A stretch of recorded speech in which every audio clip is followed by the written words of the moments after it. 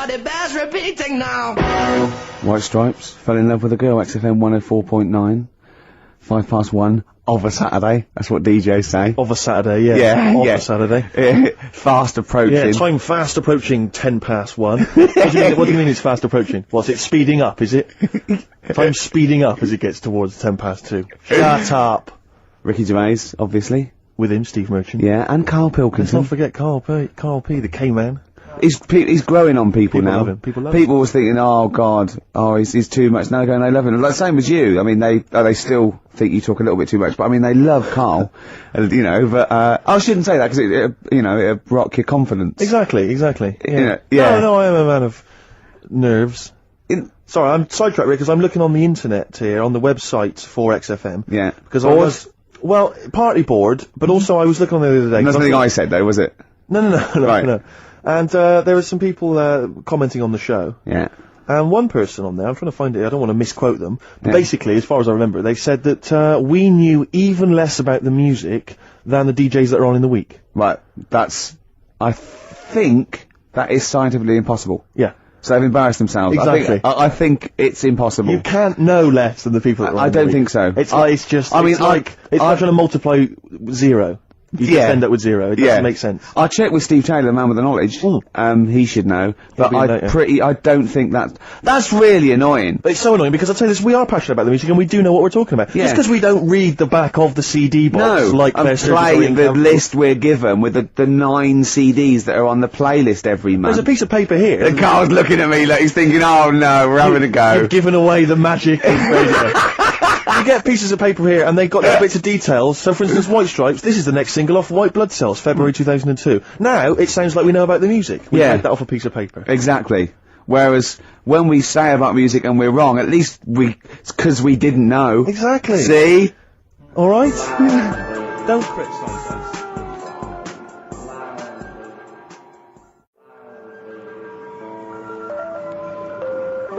Look at the All-Stars. The old. So, can I don't want to criticise there, but if I was listening and I'd enjoyed that track and I wanted to know what it was, I wouldn't have understood what you just said. Really? Could you just say that again? Low Fidelity All-Stars. Yeah, Low Fidelity, because you went Low Fidelity, wasn't it? I was doing I was doing me DJ talk, No, it's just you didn't open your mouth wide enough. I can't be bothered. No, sure. It takes too much. Look at listen to him crinchling his little crinchling. You're not crinchling. You're not crinchling your Jaffa cakes, are you? It wasn't going out on air. No one knew. I bet you're one of those people in cinemas that think you're being really quiet eating a bag of crisps, aren't you? Do you go to cinemas?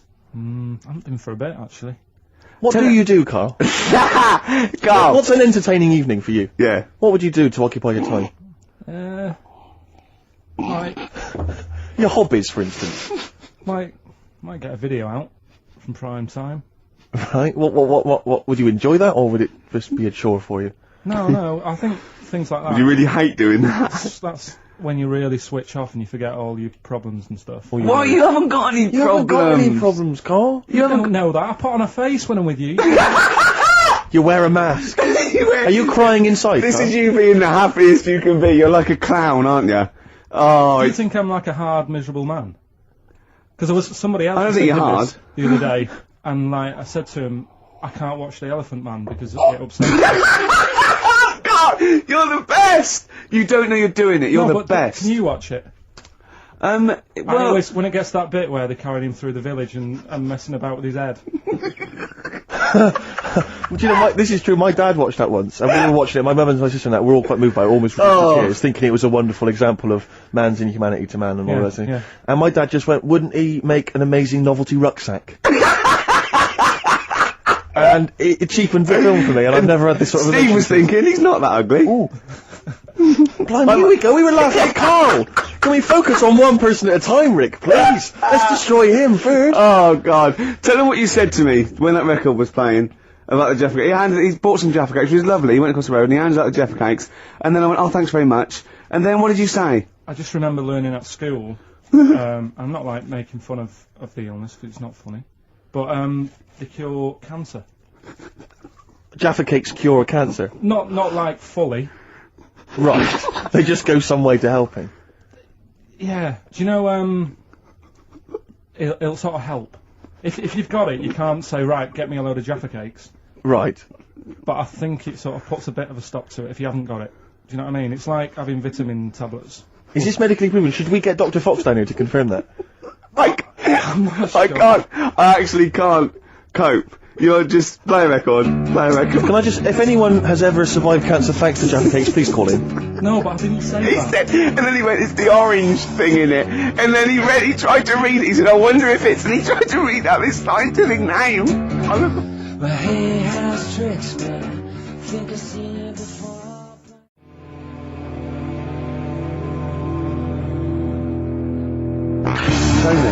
That's my favourite one I've ever done. It's great, isn't it? Yeah, really good. Yeah. Because I always had a problem with Gomez before, because it always sounded like they were trying to sound like these world-weary Tom Waits style gravelly voice guys. And they were 20. And they were like 14, yeah. Yeah, but I mean, that's great. That's really good. Yeah. Yeah, no, it's well, terrible. well done, boys. Yeah, well done.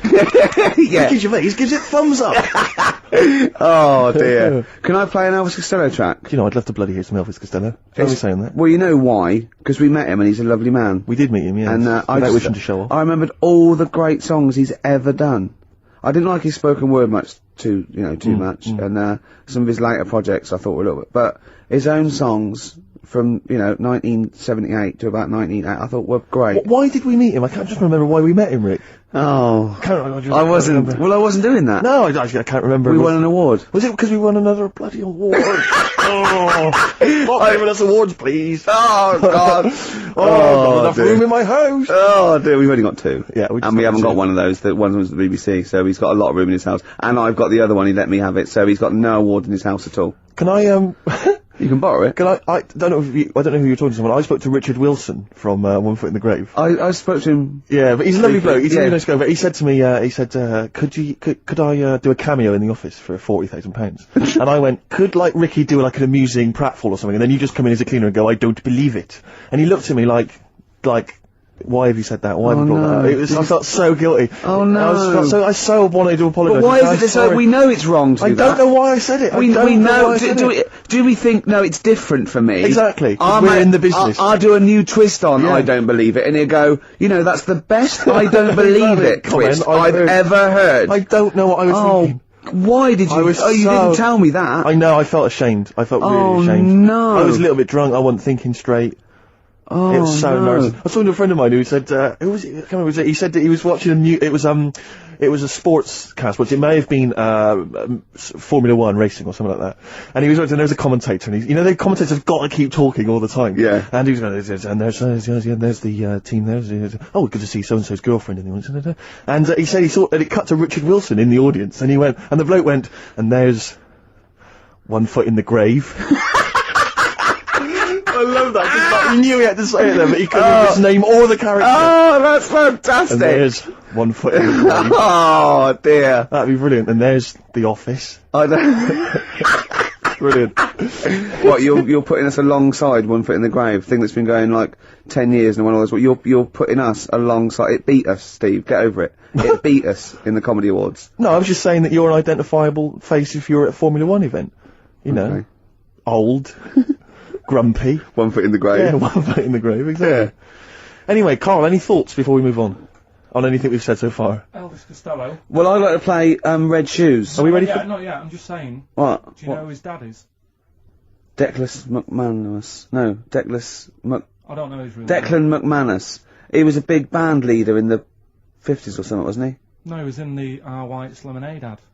Oh! Was he? Oh no, it's so much to do with that. Good, so we're catering there to the audience listening who are 50 and above. Well, I don't, and I'm the target audience. I'm a secret lemonade drinker. R. White's Lemonade. You must remember that. Never heard that. Oh, those chimps that drink tea. Oh. Once, right, in school, we had a French dictionary, and ice cold coke on the back of my throat. Singing hello summertime, it's the real thing. Remember that? No! Oh, you were there. We translated that into French. Is that the end of that story? Yeah! That's the end of the story? Yeah! But I know it in French. Do it. But it doesn't make sense. We just literally did the word. Go on, let me hear it. I can't believe you remember this. Tres fois, coke, sur le derrière, a mon gauche, chante bonjour, estival jump, celebrate. That's the only French you know, isn't it? It's not even French. We just did it word for word. It doesn't make any sense. Can you say another word of French? Can you quote Le plume de Shakespeare? ma tante. Can you That's my old quote friend. anything else? Is there anything else you can quote other than that? Is there anything else you learned at school that you can remember word for word? No? Nothing.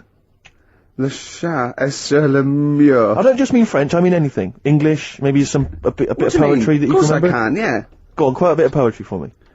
Like what? Whatever Soft, you remember. What light through on the window breaks. It is the east and Juliet is the sun. The rise for sun and kill the envious moon. It was already sick as well. Anyway, what do you Doesn't want? really count. What? Shakespeare doesn't count? No, because that's the mate. Everyone knows that one. Oh, going what then? What should I know? The Windhover by Gerald Manley Hopkins. Oh, you can't do that one. I caught this morning's morning minion, Kingdom of Daylight, still thinking Play of record. Dawn Falcon and his riding of the high. Hold on, no, we haven't done Carl yet. Wait a minute, K-Man. Anything you can remember from school that you learned that you had to maybe memorise? French. Not necessarily French. You could Anything you can remember. This can be anything you remember from school, apart from the orange stuff stops cancer. Yeah. It's not the cough that carries you off, it's the coughing that carry you off in. Play it.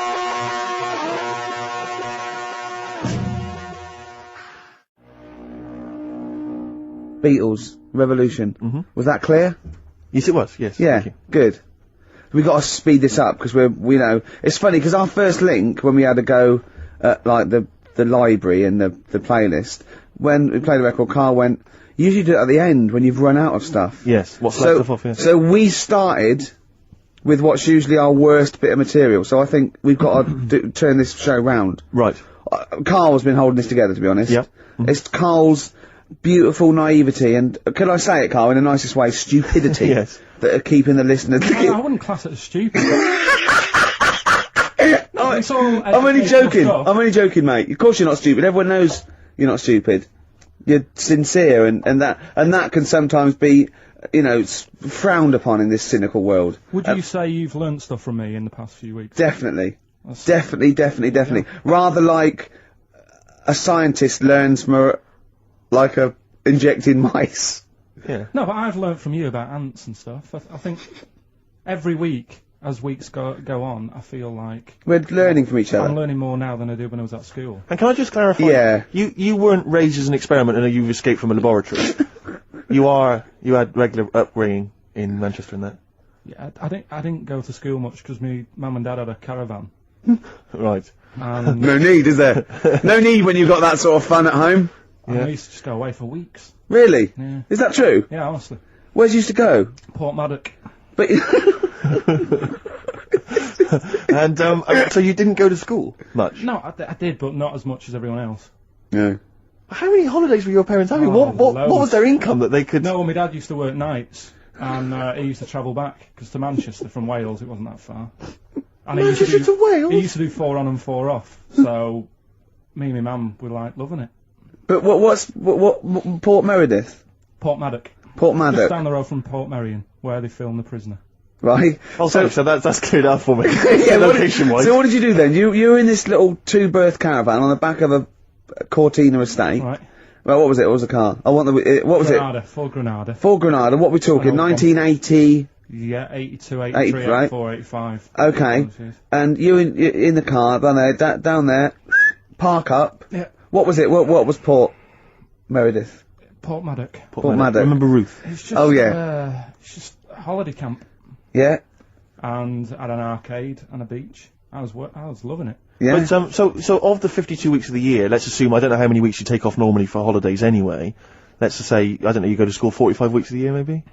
Generally, most kids? Nah. Bit less. Bit less than About that? 42. How many weeks would you say you actually spent in school? Well, how many weeks do you have off for summer? Well, we'll work that out, that's what About we need. 6 off for summer, about 3 for Easter, about 3 for Christmas. Put it this way, I'm surprised I'm not Welsh, to be honest. Right. So there was there more than was in Manchester. Did the school authority not come and check you out? No, they didn't. Didn't get Manchester, I suppose they didn't care, do Not really. they? Yeah. They're lucky you turned up at all. What did you just turn up for the last day when you could take in your best toy? Did you say that when you could take in any game? Just play with everyone else's. Why, I break my stuff. Sure. Yeah. Yeah. No, it's a good Well, this point. answers a lot. This does answer a lot. The fact that you spent most of your time on the beach as a kid. Teachers were no good at my school. We were talking about it yesterday about... So you were teaching them a lesson by going off for the summer. Yeah. Anyway. And did you go to university? No. No. Did you go to sixth form or college? No. When did you leave school? When I was about 15. Right. What, you just went on holiday and didn't come back? I just got a job early, didn't I? Where was it? Port Maddock? Get in there. No, I was a printer. BM Print in Trafford Park. Well, that's great. That's a little interview there. Yeah, next I'll be interviewing Steve Merchant. What are we playing next? Bit of Elbow. Oh, this is fantastic. This is Elbow.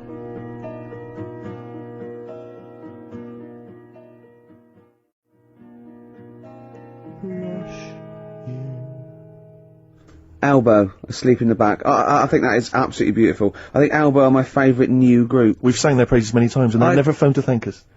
Should they? Yes. Do they? Annoying. Really? Annoying. No, they're doing a good job there. I wonder if they found their lyrics. Because I also wanted to write a song from, didn't I? They didn't take me up on that either, Steve. I'm not sure I'm so keen on them now. Carl, can I have a Jaffa cake? Because I've just found a lump. I think... You don't mean me, do you? No. Alright, good. Thanks, Steve. Now, we interviewed Karl there. I think we've learnt a little bit more about Karl there. You did, yeah. And I'm going to interview Steve now, Karl, because I used to be... You concentrating. Don't put it all in at once. Carl, chew. Chew before you swallow. Careful. Alright. I used to suffer with that a lot. What? Not chewing. The amount of times I nearly died as a kid. What? Forgetting to chew. Choking. Sure. Mint Imperials. My mum stole time. Drinking them with water. She'd have to hide them. He's coming out of his shower, isn't he? He's happy Saturdays. He's miserable all week, and he's happy Saturdays, isn't he? Oh, look at him. It's like we get him weekends. Yeah. And he's just happy because we sort of spoil him, don't we? And he has Jaffa cakes and everything. We let him on the He radio. has to go live with his stepmom again, don't we? Oh, They're the no. ones who listen. Oh, really? Your girlfriend does, doesn't she, I imagine? She's been away for ages. I know. I imagine she just switches off after a while. But we love you, don't you? We're excited. We talk about you in the week, and we think you're great. So don't just think we're using you as cheap comedy material. I hate you to think that, Carl. Right. No, I'm going to interview Steve. Because I used to be a chat show host. Well, I am a chat show host. Well, did you see me at Ricky Gervais? No. I worked on it and I didn't watch it. No one watched it. True, that's terrible. No one watched it. What do you think, Karl? I loved it. See? Are you thinking of Parkinson? And I didn't know Ricky then, so I'm being fair. Yeah. Yeah. Well, I'm going to interview Steve Merchant now. Okay. Live on air, XFM 104.9. We should say that more often. Yes. Ricky Gervais. Because they might tune, I think they've got a hospital radio by mistake. Yeah, Ricky Gervais. Yeah. Okay, Steve Merchant. Great to be here. Hi. Now, you're a very tall man, if I might say. You're 6'7", aren't you? Yes. Was that a bit of a problem at school? Well, yeah, a few jokes here and there. Yeah, A gentle ribbon, but not nothing too problematic. What's the weather like up there? Well, exactly. Skinny, all that sort of. Oh, you're lanky. Yeah, oh dear. And what about the glasses?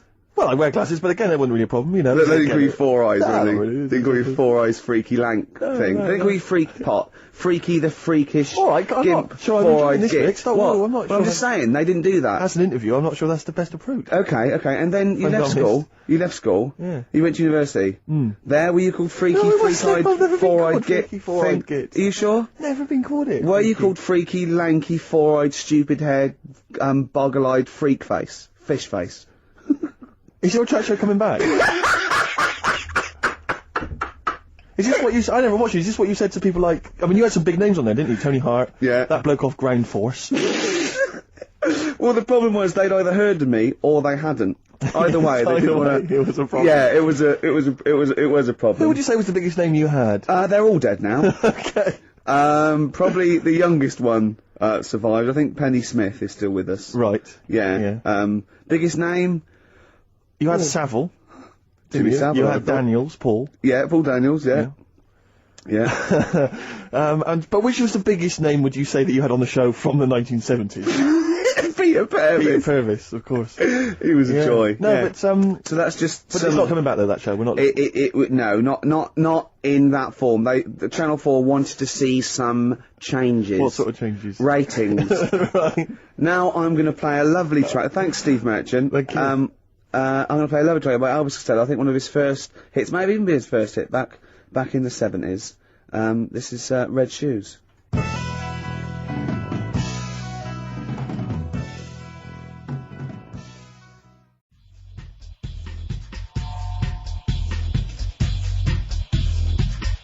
Zinger meets Spray, apparently. I've never heard of them. No. Sounds good. It's spelt Spray, though, but Carl reckons it's Spray. Song 2, a cover of Blur's Song 2. Yes. You wouldn't recognise it, In a would you? dub version? No. In an old school reggae dub style. Nice. Lee. Big 'em up. Yeah, all that. Oh, we know all that. We do, All the we know. wording. Yeah. Oh, we know all that. Yeah. So, yeah, that was quite interesting. I quite like that. Yeah, that's not bad. Filled up 3 minutes. Before that, Elvis Costello, Red Shoes. Lovely. What a great song. Debut, was it? Debut single? I think so. It's the first one I remember of his, but you We'll know. probably give Elvis a call, won't we, and chat to him about it. Yeah. He's a pal now. Yeah. Well, the celebrity. Yes. lifestyle. You, what, because you told me something else about your celebrity world that I thought might be of interest to the listeners. I don't know if you're happy to mention it. What? Your, forthcoming TV appearance? Carl might Oh be yeah. interested. Oh yeah. What I've is been it? Tell us. invited. I don't usually do these things, Yeah. but I sort of quite like the show. I've watched it for a while. So I'm at Room 101. Have you seen this, Carl? Do you know that show? You don't like it? No. Bit. Is it still Nick Hancock as well? No. Who is it? Paul Merton. God, is he still around? I've seen him for ages. He's probably going to be a great pal of mine come Tuesday. No, I mean, that doesn't make any difference. does it? No. Have you got all the channels tuned in right on your music? Paul Merton's a huge star. He's on all the time. Yeah. No, is he a heck? Yeah, he's on Have I Got News For You and all the rest of it. Yeah. What's the rest of it? Well, anyway, look. Room 101 is the show. Room 101. Right, yeah. Is the Yeah. show where you put in the things you hate into Yeah. this imaginary room. And I thought I'd do it because it's a laugh, because, you know, they let you speak and it seems like a bit of fun. What are so you I gonna thought put I'd in do it. Oh, I'll ruin it, won't I, for all the listeners? Oh, right, yeah. Yeah. Switch off now if you don't want to hear what Ricky Gervais is going to put in Room 101. I don't know, just things that irritate me. Like, I don't know, I'm putting in noisy people who make unnecessary noise, for one thing. Like, Right. Right. Can I just stop you there for just 1 second? You know what you're gonna say. No. I I'm know what you're just gonna think, say. I was just thinking, just wonder if there's a little case there of the pot calling the kettle black. Because you are the most annoying man ever in the history of all things. I mean, I've met a lot of people in my life, I like to think. And even everyone. I mean, to anyone I went to school with who was possibly, I mean, an evil man, would throw things at people when, the teachers just throw stuff at them all the way through the lesson, throw things at the back of your head. Even he was not as irritating as you are. Really? Just the fact that you're just crunching up a plastic spoon now. Well, as we what's talk good is annoying. that? It's annoying. Yeah, I know, but, It's just, you're so irritating. You're always making the little noises, just little sounds all the time. we were working yesterday, right? And I was typing this, and he had an elastic band between his teeth, right? I don't know how he'd got, how he just seems to end up with an elastic band between his teeth, right? And he was flicking it, so it was making a noise, boom, boom, boom, boom. What were you saying? You were just going, the rain on Spain falls mainly on the plain. the rain in Spain stays mainly on the plane. Just kept doing that, right, repetitively. Yeah. I eventually, I said, what are you doing? What are you up to? He went, oh, sorry. Tried to wrap the elastic band round his face, right, it flipped up, hit him in the nose, right, he screamed, because that hurt, obviously, it came quite tight. And he said to me, if I can flip this elastic band and hit your glasses, right, not your face, but if I can hit your glasses, can I flip the elastic band at you? I went, well, how am I going to find out if you can, you might hit my face? He went, well, why don't you cover up the skin on your face, your nose and everything, with some paper? Which he did! Yeah, just to keep you happy. Yeah. And then he flicks it at me. So I grabbed it, flicked it at him. He ran off screaming, swearing at me. Oh, don't throw it at me. I was saying, don't be childish. Retaliation is childish. I did it first, so... Pathetic. Endlessly. Just this kind of... No, but you agree with me on that people who just, like, I can't stand noisy eaters, people who go... No, like that. No, I do agree with that. And people eating crisps, as I said before, people eating crisps in cinemas. Well, anyone who's making noise in the cinema. It's an I know. absolute Are crime. they must be mental. They've gone to see a film. There's people they don't know there. Everyone's paid £8. And they're crunching away. Oh, leaving their phones on. I was in the cinema, there was a 16-year-old girl, took a phone call in the cinema, the film was running, she went, hi, yeah, I'm in the cinema, started having a conversation on the phone. I was thinking, how important is this call that you've got to receive? Oh, it's Tokyo ringing, Mr. Yakamoto's there, the deal's going through. It's Saturday afternoon, you should be up there, hairdressers. I was in the cinema. Oh, by the way, Mr. Yakamoto's coming round tonight, and we can't use my pad, so you've got to make him a meal. Yes. Don't you and your wife muck things up for me. But I was in the cinema, it's not long ago, and I went to see that, this was, I think I was off to see that film, Crouching Tiger, Hidden Dragon, or whatever it's called. Do you know Well, they could be on the phone for that, because there's subtitles, so it's not going to ruin it, is it? Yeah, it wasn't her. I was sat next to another woman. She was crunching, a big fat woman. No, but he's got a good point there. Loads of people could be on the phone in there, and it wouldn't sort of niggle you. Fine. Well, at least we've cleared that one Imagine up. if that was true. Well, because, it's like when you go on the tube and read a paper, there's loads of noise, but you can still concentrate, can't you? He's got you. Do you know what That's I mean? such a great point, isn't it? Right, yeah, because it's so easy to lose yourself in that magic realism world, you know, with all the sound effects and music and surging, exciting noise, and there's a woman clattering on going, yeah, well, I'll probably meet you later, Stange. Should we get some Diamond White in and around by the park? Yeah. Switch off. I do it. Yeah, but we know what you're like, Carl. Yeah, you can switch off, Carl. It's like you can turn your ears off. That's the skill you It's have. not the ears, it's the behind the ears. Yeah. It's the process that between the ears and the brain that you can switch Exactly. off, so you can still hear all these things like a cat. But I was in the one, there was this woman sat next to me, she was a big fan one, she was crunching on some popcorn. Again, that's a crime. Why they're selling popcorn in cinemas? I don't understand why She the needs to noisiest... eat regularly, she's Why fat. why the noisiest food in a cinema? Yeah. I don't understand why that's come about. Yeah. Really makes me angry. Yeah. Exactly right. This- Smoothies. We want smoothies without straws. Exactly. The trailer for that film AI, Artificial Intelligence, came on. Do you remember that? And the tagline was, David is 11 years old. He weighs 60 pounds. He's 4'6" tall. He has brown hair. His love is real, but he is not. Oh yeah. And she just went, how old was he again? To her boyfriend. Right? Just ruined it. War film trailer comes on for some Pearl Harbor or something. She goes, yeah, I don't fancy that. Just announcing this, don't fancy that. Too many war films. So then the trailer, then the opening credit comes on for Crouching Tiger. Before that, you know that thing that comes up that says it's signed by the BBFC and it has the kind of certificate and everything, and that certificate to say what age you have to be to see it. That came up, and it said Crouching Tiger, Hidden Dragon in brackets subtitles. She went, it's not subtitled, is it? I thought this was the most famous foreign film for years. It won Oscars. It was a huge film. Everyone knew it was foreign. She goes, it went. So the credits begin. It says Crouching Tiger, Hidden Dragon. She went, stupid name for a film. What? She just She wanted paid it. to see it. She was with her boyfriend. So then it starts, right? And obviously it's in Japanese or Mandarin or something. She's like, yeah, and they're all talking in Japanese. Japanese or Mandarin. Yeah, whatever it is. So they're speaking in this, Japanese language or Oriental language. And she's going, don't they sound stupid? Oh, ching chong chong chong chong chong. Don't they sound stupid? She's going, and then the subtitles come up, and it's quite a weird kind of strange language they talk in. And she was going, can't make the subtitles out either. It's both gobbledygook.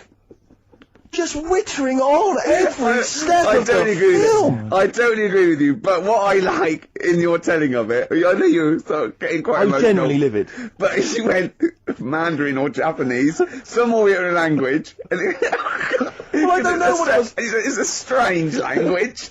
It's a strange language.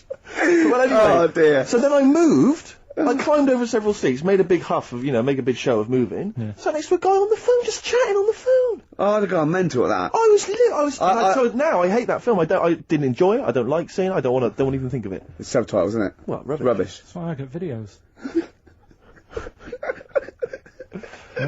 Yeah, I should have thought that through, Carl. You're absolutely right. Lamb chop. Yeah, let's play Lamb Chop. This is brilliant. This is from this CD that came out recently with Uncut magazine. Occasionally they put out some quite interesting free CDs. And this was one that had various covers of Rolling Stones songs. And a lot of them were, quite shoddy. But this was a brilliant, specially done, I think, for the CD. It's Lamb Chop doing a version of quite an obscure Rolling Stones song called Backstreet Girl. It's just beautiful. Let's hear it.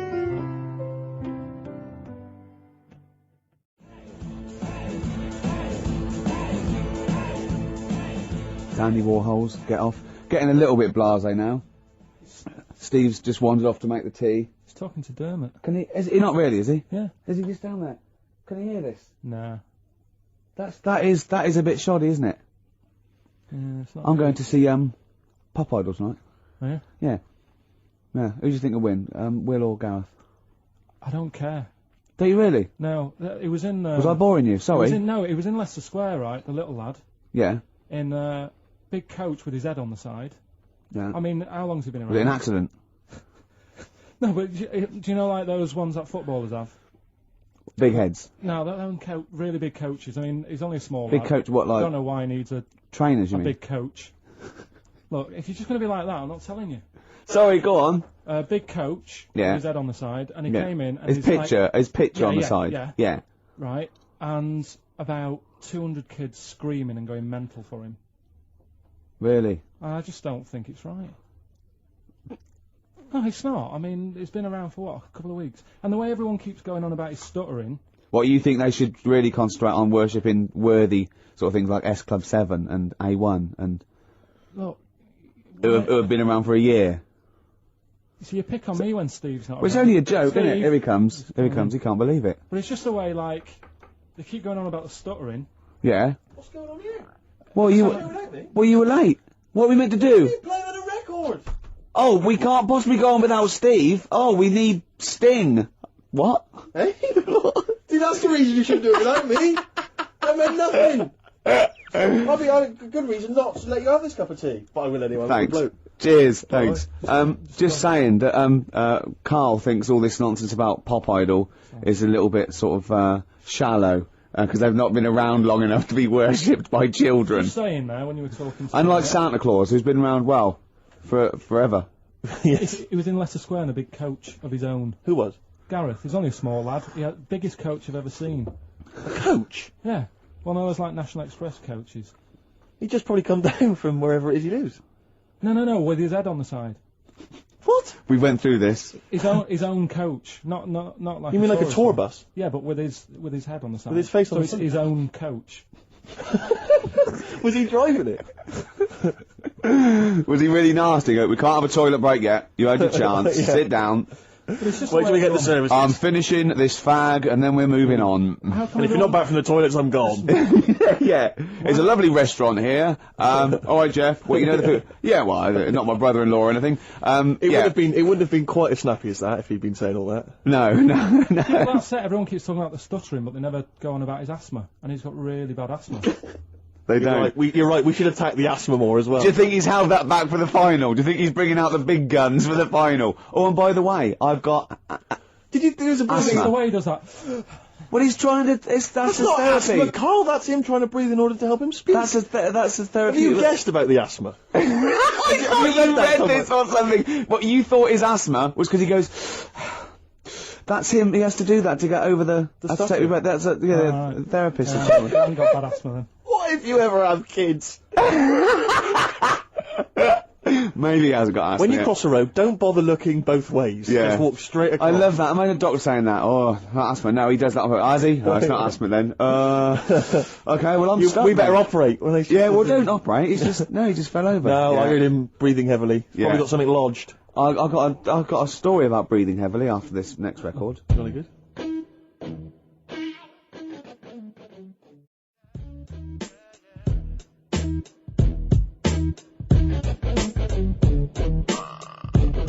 Munch got you. Although Steve thinks it's Monk. It makes more sense, don't you think? Monch is a bit of a rubbish word, whereas monk, brilliant. Yeah, but Let's not discuss it. No, let's not get into a big highfalutin Yeah, exactly. phonetics argument. No. They can call themselves what they want. That's up to them. And good luck to them. Yep, good guys, good guys. Now, I am going to Pop Idol tonight. Yep. This is what started it until he said there was a young kid being screamed at by kids because he had his own coach with his head on the side. Yeah. You did sort of like... I don't know where you're going though, Rick, because you know who's going to win. It's going to No, be Gareth, and there's no... not necessarily. Yes, it is, Rick. Oh, it is. No. Don't even fool yourself trying to drum up some excitement. Well, look, wait. You see, they both got about the same vote, and Darius has got like 1.5 million. Now, I don't think the Darius vote was sort of like the Gareth sort of floating voters, because he's a cute kid and everything, and he sort of like looks like a pop idol, and but he's not as good a musician. And I think maybe when people went for Darius, they were a bit kitsch, but I think they might. Do you want to make a wager? Oh, well, I bet Gareth will win. Exactly. You see? You may as well stay home, Rick. You just want to go to meet PJ and Duncan. Yeah, they call themselves Out on Deck nowadays. Well, fair enough. They're my favourite. They'll always be PJ and Duncan to me, and they're brilliant. They are brilliant, aren't they? They're the best It seems to me presenters. there's no one else like on TV that kind of unites everyone. I don't think there's anyone really No. that can honestly say, if they're being honest, that they don't like Ant and Dec. I know. It's like there's no one else like it. Phone There's in no if one- you don't like Ant and Dec. And I'd like to hear your arguments for it, because I tell Yeah. you, and I'm not saying about this ironically. Oh, I like a couple of kids presenters ironically. I think No. they're genuinely good. Yeah, they're good. They're Yeah, likeable. They're funny. Yeah, and you can see Charming. they've got a great relationship as well. They've got that sort of Morecambe and Wise Yeah. every man appeal. They're brilliant. Yeah, well, we love Ant and Dec. Did you see in the week there was what's his name? The fellow that Dominic Mohan in The Sun. He's the kind of entertainment guy. Yeah. And he had sort of 10 questions that should be answered about Pop Idol, because he thinks everyone's got a vested interest in Gareth winning. And there are various questions. One of which was, why is it that Gareth only seems to stutter when he's being interviewed live? It's because he's nervous, isn't it? Yeah. We've answered that one for you, Dominic. He was trying. You realised that he'd written a list and he didn't really have enough to fill up 10. Although you were nasty about his stutter. You said it annoys you. No, I'm not arguing that the stutter annoys me. His query was he thought that he was affecting the stutter. How can you be annoyed at someone stuttering though? Really annoys me because it's just embarrassing. It's cringeworthy. See, the thing is this, I know people say, it shouldn't be an issue, right? We're talking about a pop idol. Now, everyone accepts the fact that he's got to be a good-looking guy to be a pop idol. We all accept that. And I'm saying I also want him to be able to speak properly to be my pop idol. I'm not saying that there's anything wrong with having a stutter. But I'm not saying there's anything wrong with being ugly. That is true. There is true that if there's a body fascism. Yeah, there should also be a vocal fascism. Yeah, but there's not a trauma if you don't look like a pop star. There is a trauma in society if you can't speak normally. So it's a much bigger issue. His trauma? Well, yeah, of course it is. But it's not. I'm not arguing about what we think, because a lot of people think that a lot of people get abuse if they're ugly. I mean, I'm guessing. I'm assuming that's the case. Well, I can't speak very well. I don't know if that's the case, but... We've made one great pop star between us. I don't think so. My looks and your talkie. Although you sound like some sort of weird Wurzel. I'm not trying to be a pop idol! People can idolise me in their own small way as a great radio presenter. Dear. Oh, God. Look at us three. Imagine if we tried to be like BB Mac or Light Funky Ones. I'm just thinking of like three good-looking guys. Genesis. Did I mention about when we were in America? Did I mention that last week? The Police, no? Did I mention this to you, Carl? Oh. Sure, I mentioned it last week. Yeah. When I was in America at a wedding, went to a wedding with some friends. We were walking through America, there's 5 of us walking down the street in New York, and a car pulls up, and some Chinese tourists lean out, and they went to us, "Excuse me, are you NSYNC?" And we said, "Yes, we are." And they were taking our photo and stuff. Just think of Steve at the back, sort of like 2 foot taller than the others. Which member of NSYNC is 2 foot taller than all the rest? Don't Chinese people like tall people or something? Right, play record. No, seriously. No, because it's... I don't think you know what you're talking about, yeah. Carl. We're likely to get in dangerous territory. Yeah. Don't Chinese people like tall people? There's something... I'm sure. Do you know, like I was... Phone in if you're Chinese and you like Carl, tall people. what worries me is that when they did Chinese lessons, you were down the beach in Wales. In Ruth Maddock. Paul Maddock. Paul Maddock. Oh. Do you want to play Lou Reed? Oh, this is Song for the Lovers. It's a beautiful track. It's Satellite Love. It's classic. It's gorgeous. It's Lou Reed. Rick, can I dedicate this to someone? Go on then. Carl, you shouldn't have pressed the button. Well, he's doing his job. You shouldn't have said, "Can I dedicate this to someone?" We've had a letter. Yeah. Sophie wants to dedicate a song to her boyfriend Peter. They're firm fans of the show. Let's play Satellite Love for them by Lou Reed. Beautiful song for the lovers. Don't ruin it this time, Carl. Satellite's gone up to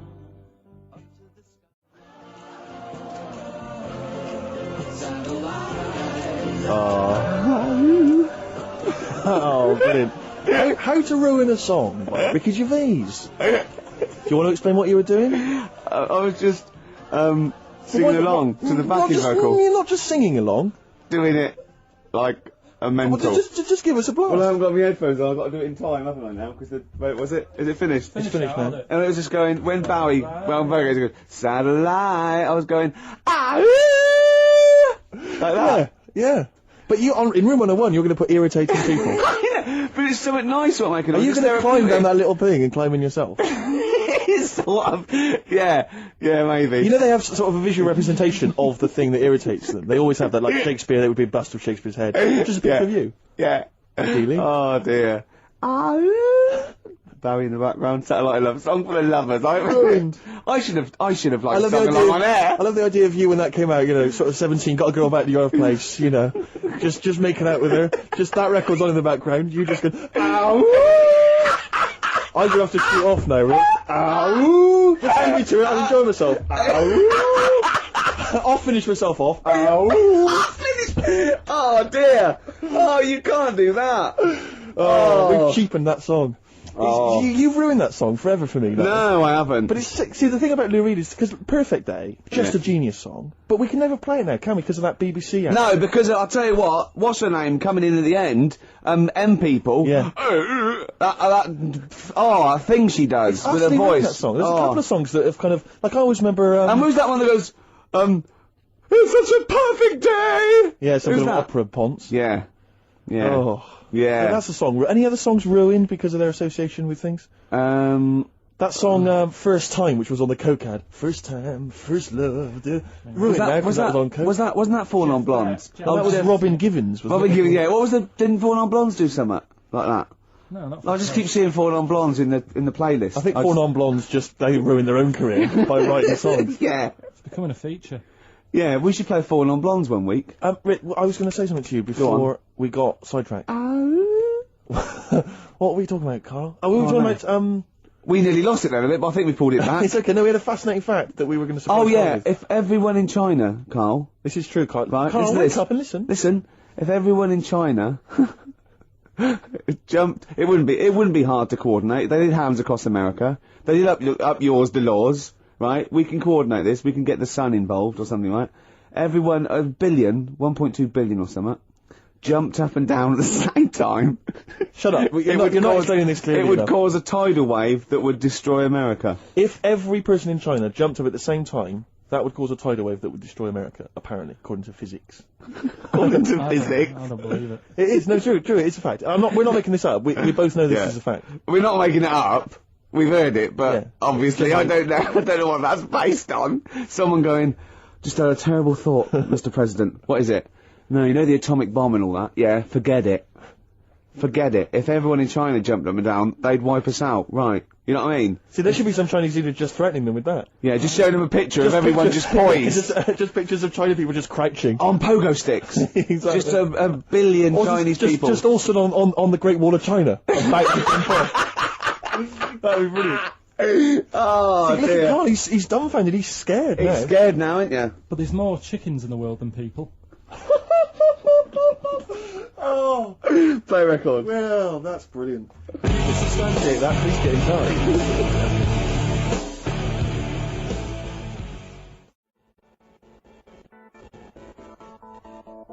What an amazing track. Incredible. Who? No one else is playing that on a Saturday afternoon. Of a rock song ever. The fact that I was saying it about The Who and he was saying it about Money for Nothing is irrelevant. Yeah. Oh no. Someone made me sit in their car once, with their new car stereo system, so that they could play me the beginning of Money for Nothing. Oh. Just sat there, I was like, yeah. Have we got that? crack You've this probably up. got that in the library, haven't you? Is it right that Roger Daltrey in Yeah. The Who, Yeah, that's right. his kid is in EastEnders, the one who plays Robbie? Something my mum told me, and I don't know if she's got it right or wrong. What, But Rob- it does look like Well, that's him. What, Dean Dean Gaffney? Gaffney? Yeah. But he didn't want to go off his dad's name and that, so he's changed So he it. used his brilliant talent. And his pox-faced. Do you know if that's right? I don't know. It looks like him, doesn't it? Well, I'm sure that's libelous if it's wrong. Oh, right, yeah, it's you'd be nice. ashamed to have Roger Daltrey as your dad. Well, no, but Roger Daltrey might not want it getting round that he gave birth to Specky. Yeah, right, actually. I see what you mean. Specky? Spotty? Spotty, so I looked at you. Yeah. Alright, calm down. Well, I don't know, you've got nice clear skin. At least I didn't call you Spotty goggle-eyed freak boy. You've got a nice skin, a nice complexion, smooth-faced goggle-eyed freak boy fish. thank you. Yeah. That's be nice. Carl, what? Don't you like us arguing? Is it like mum and dad arguing? Do you get all... It's a bit like that. In the caravan. There was nowhere to escape to. Oh no, rattling round Did you that make little... any friends when you were down on the caravan site? Yeah, a lot of people from Birmingham were there. What kind of pals did you have? What were their names? I can't remember, it was years ago, but Yeah. they all had rich parents. Right. Like, they had like their own car to drive around the campsite on and all that. Right. Yeah, So I used their to own go back there. fence. So I'd have a With... go. And, Oh. but they were mates and you saw them every year, did you? Or every 3 weeks when you went down there? Yeah. Oh. And you didn't keep in touch with any of them? No. I'll admit now, I went to the same place in the caravan for about 6 years running. I went to a place called Riverside in Bognor, because someone round the corner from us had a caravan, two-berth caravan. Me, my mum, and my nan. I think I'm really lucky to have had it, really. Because a lot of mates who I had didn't have enough money to go on holiday, and they just get a present for the summer holiday. Of course, they've got an education, so it's Yeah, but Carl, the thing is with Carl is, right, I want to give him gifts. Yeah. I want him to have the loveliest Christmas ever. I want him to go pony trekking. Do you know what I mean? I want to just... Scared of horses. So many things we don't know about Carl. Fell off one out of fate, and the woman didn't know what to do. She couldn't handle the horse. It was running off. I was hanging underneath, getting a kick in the head. No, Really? Now, hang on, what age were you? 'Cause this could explain a lot. I was about 6. That makes a lot of sense. Oh, I think we've got to the bottom dear. of it here. Oh no, got kicked in the head by a horse, lived in a caravan, and had to live in Wales half the time. Oh. Then no wonder this is your favourite time of the week. Do you look forward to this all week, these 2 hours? It's alright. What would make you truly happy, Karl? Do you mind me just asking that? What would make you truly happy in life? I was thinking about it in the week and I don't know. You don't know? There's nothing that you particularly want that you feel like once I've got that... Well, the easy answer there is money, innit? But I don't No, know. it's not I true. don't know if it's true. No, you just need enough money. Do you feel spiritually satisfied? Yeah. Yeah? I'd say. Karl, have you embraced the good word of the Lord? What do you mean? Well, Jesus Christ, our Lord and Saviour. We're having a meeting tomorrow. It's in the church hall and we'd like you to come along. I went to a church. Rick, I've got to say once. this. I got this housemate who I don't know that well. And I've been living with him for about two months or something, right? Yeah. And he's in the kitchen, he's washing up, and I just turned to him, right, and he doesn't know me that well, because we sort of talk to each other now, but we don't know. And I just turned to him, I went, Matt, have you got to know the good word of the Lord? And he went, and he looked at me with utter fear in his face, and I just went, I just think we should sit down a bit and, just talk about, the word of the Gospels. And he just looked at me, and he was utterly petrified. I just started laughing, cracking up. And it's the sigh of relief. He was absolutely petrified. It's a brilliant game to play if you're getting a lift on a long car journey with people you don't know very well. Just bring that out. Yeah. It's so terrifying. Yeah. I went once. If you're also another good one is when you pick up a hitch. I say like, I wonder what this car would look like on fire. Exactly. Things like that. Yeah. Yeah. Yeah. Sometimes I like to drive the wrong way down the motorway. Yeah. Yeah. Would you? What does a knife feel like when it's going into your eye? What? Did you see that story in the week with a farmer who got his arm stuck in a bit of machinery, and he was going on about. I mean, he came on with a false arm, so you knew something was wrong straight away. But you knew it wasn't going to end happily. But he was he said, "I'm a farmer. I've been a farmer for years, and I'm always telling people don't stick your hands in machines." He said, "But I got off my tractor and the machine had stopped, and he went to shift some, I don't know if it was a Coke can or something that was in the field and the machine. Bloody cows drinking Coke. Oh, this is not the famous one. About 15 years, and he took his arm to the hospital, and he was making jokes. His arm was in ice. He didn't take his. No. What it was his hand went in and the machine started again. Yeah. And it started pulling at his skin. Oh. Right. So like the skin was coming off his arm. Yeah. And it was going around the rollers. Yeah. And he was pulling back like that. So he's like, oh god. Yeah. And the skin's like being wrapped around and it's like pulling it. So he can see his bone and stuff. Oh no. And he was there for like ages going, oh god. And he had a penknife in his pocket. So he got that out with the other hand, managed to open it.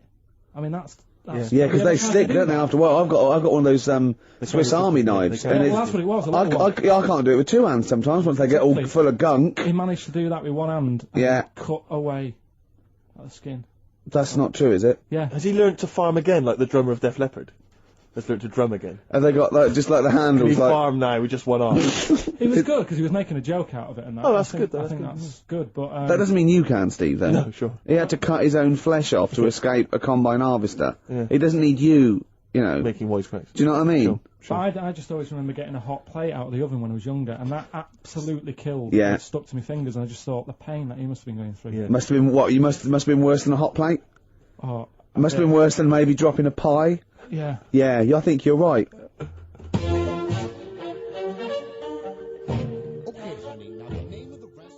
XFM. That's nearly it. That is pretty much it. XFM 104.9. Fast approaching 3 o'clock. It is indeed. Is that pretty much it, Karl? Is this our last link? I'd wrap it up. Yeah? Yeah. Yeah, so would I, actually. A song for the ladies' time. And this is a song you put me onto, Rick. It's a beautiful song. If you recall. Special View, a.k.a. Telescopic Love from The Only Ones. The B-side of Another Girl on Another Planet. Their only hit, maybe? Well, yeah, I think one of them. But, some great stuff on the best of The Only Ones, which it's just a band kind of... Another Girl on Another Planet. That might be up for the best intro in a rock and roll record of all time. I'll put up Won't Get Fooled Again and Another Girl on Another Planet. Foxy, he's already putting up Money for Nothing. Exactly. So, maybe we'll run that competition next week. Yeah, although Walk of Life is particularly good. Here comes Johnny singing oldies, goldies, bebopalula, baby, here. Oh, genius. Oh, nonsense. Walk of Life. Okay, so this is a Special View from The Only Ones, a song for the ladies, and that's it. See you next Goodbye.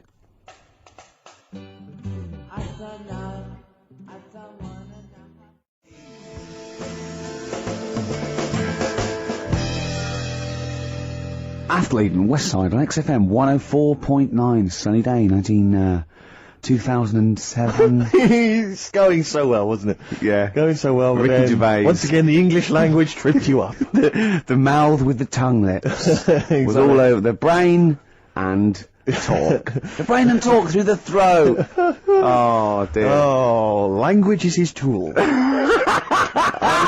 So, Rick, I think we should do some introductions, because I think it seems to me every week everyone knows who you are, because you're, the face of the moment. But they forget who, me and the K-Man are. Well, with me, Steve Merchant. Hi. And the K-Man, who's our producer and friend. And can I just say that I really look forward to this show. Like, I get, oh great, we're going to do a show and we're going to play some tracks we like and have a laugh. But now I'm looking forward to meeting Karl. Of course. Honestly, I come in and I see his face and I go, alright. And I'm, just great, like just a little friend. Do you know what I mean? You know when a kid comes on to play with him and you go, oh, and can I come out to play? And it's like little friends. It's like that with Karl. Yeah. Yeah, because we don't see him in the week, you see. We deliberately stay away from him in the week so that he'll be fresh to us. Yeah, go on. You start off friendly, like you did today, and as soon as Steve turns up, you start getting nasty and saying things about my little bald head. No, I said, look, okay, right, listen, let me explain. Karl was making the tea, and you know those bins, the sort of like a round sort of Metal Mickey type bin that you can take off the thing? I went, oh, that would make a good little helmet. It would make it look like Metal Mickey because it's the same shape as his head. Sure. Right? And I put it on, and so far, so good, Rich. No problem there. That's just two mates having a laugh. Right. You're putting a bin on another man's head. Right, it's right. So I put it on, and the swing bit, through gravity and the angle, swung and hit him in the nose. Sure. Right? He went, ow. And I went, I said something like, it's alright. Yeah, of course, because you were being amused. Yeah, I said, it's alright, don't worry. Yeah. And he went, no, I've just washed my hair. Yeah. That annoyed me. That did annoy you, sure. Because there was lots of, like, shit and coffee and horrible gunk. In his hair, or? No, in the inside of the bin. Sure. But what annoyed me is, he's hardly got any hair. Let's be honest, he looks like Moby. Yeah, so I said, I took the bin off. Yeah. And I was having a laugh, and I thought, you ruined my fun, is what do you know what I mean? I said, what's your hair? I said, we could do that now in 30 seconds. Yes. And he looked at me like I was in the wrong. I know. Rick, that annoys me about him. I know. That doesn't annoy me about him. But otherwise, he's like childlike. Yeah, in so many other great. ways. He doesn't understand that he's hurting your emotions and your feelings. But also, right, we were playing football, so I can't play football, right? And so we were playing Was that football. just in the office, or? Yeah, just in the office before he came, right? And we were sort of kicking it back and forth, and I started kicking it a bit hard. And but he was quite good. I said, this is great, right? And we finished anyway, because we thought we'd break some. And I went, I bet you were quite good at football, weren't you? And I thought he looked like quite a natural, I thought he'd be good, he's from the north, and I thought that's all he'd have. Yeah, you know what I mean? exactly. And he went, I said, I suppose you're quite good at football. And he turned, the quick as flash, I went, I've scored once. Right? He said, and that's because I was being chased by a bee. And I went, save it. Yeah. He went, no, I said, please save it, because I want to tell Steve that. No, you can continue now. Please tell us the rest of the story. You've scored a goal once because you're being chased by a bee. Yeah, you've done it now, really. I was on the, there must be more to that story, man. I was in the school team. I wasn't that good as a kid at football, to be honest. Mainly down to, I think it's because my dad wasn't into football. Right. And I think that's the way it works, isn't it? If your dad's into it, then you could be a footballer when you're older. Sure. Yep. Because you're into it. And so I was in the school team because I got on with the other lads. They let me in the team. Popular guy, yeah. Sure. And I was stood there doing nothing because I didn't really know what to do. I never knew which way I was meant to be shooting.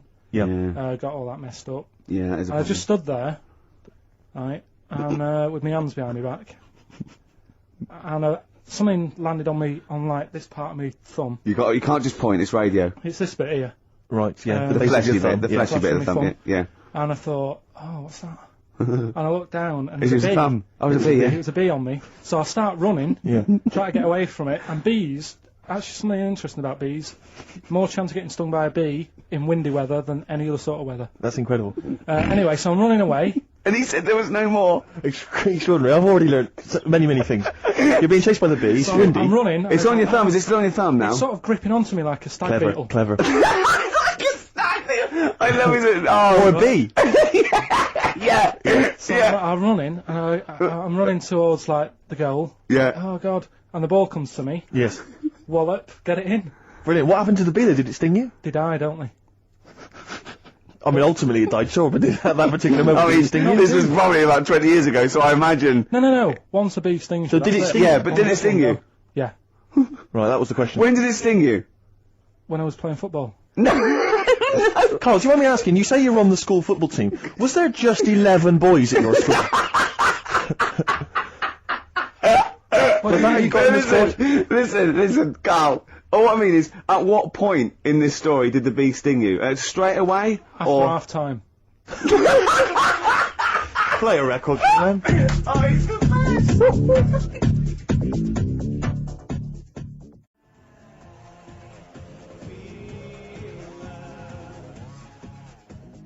Depeche Mode, I Feel Loved, on XFM 104.9.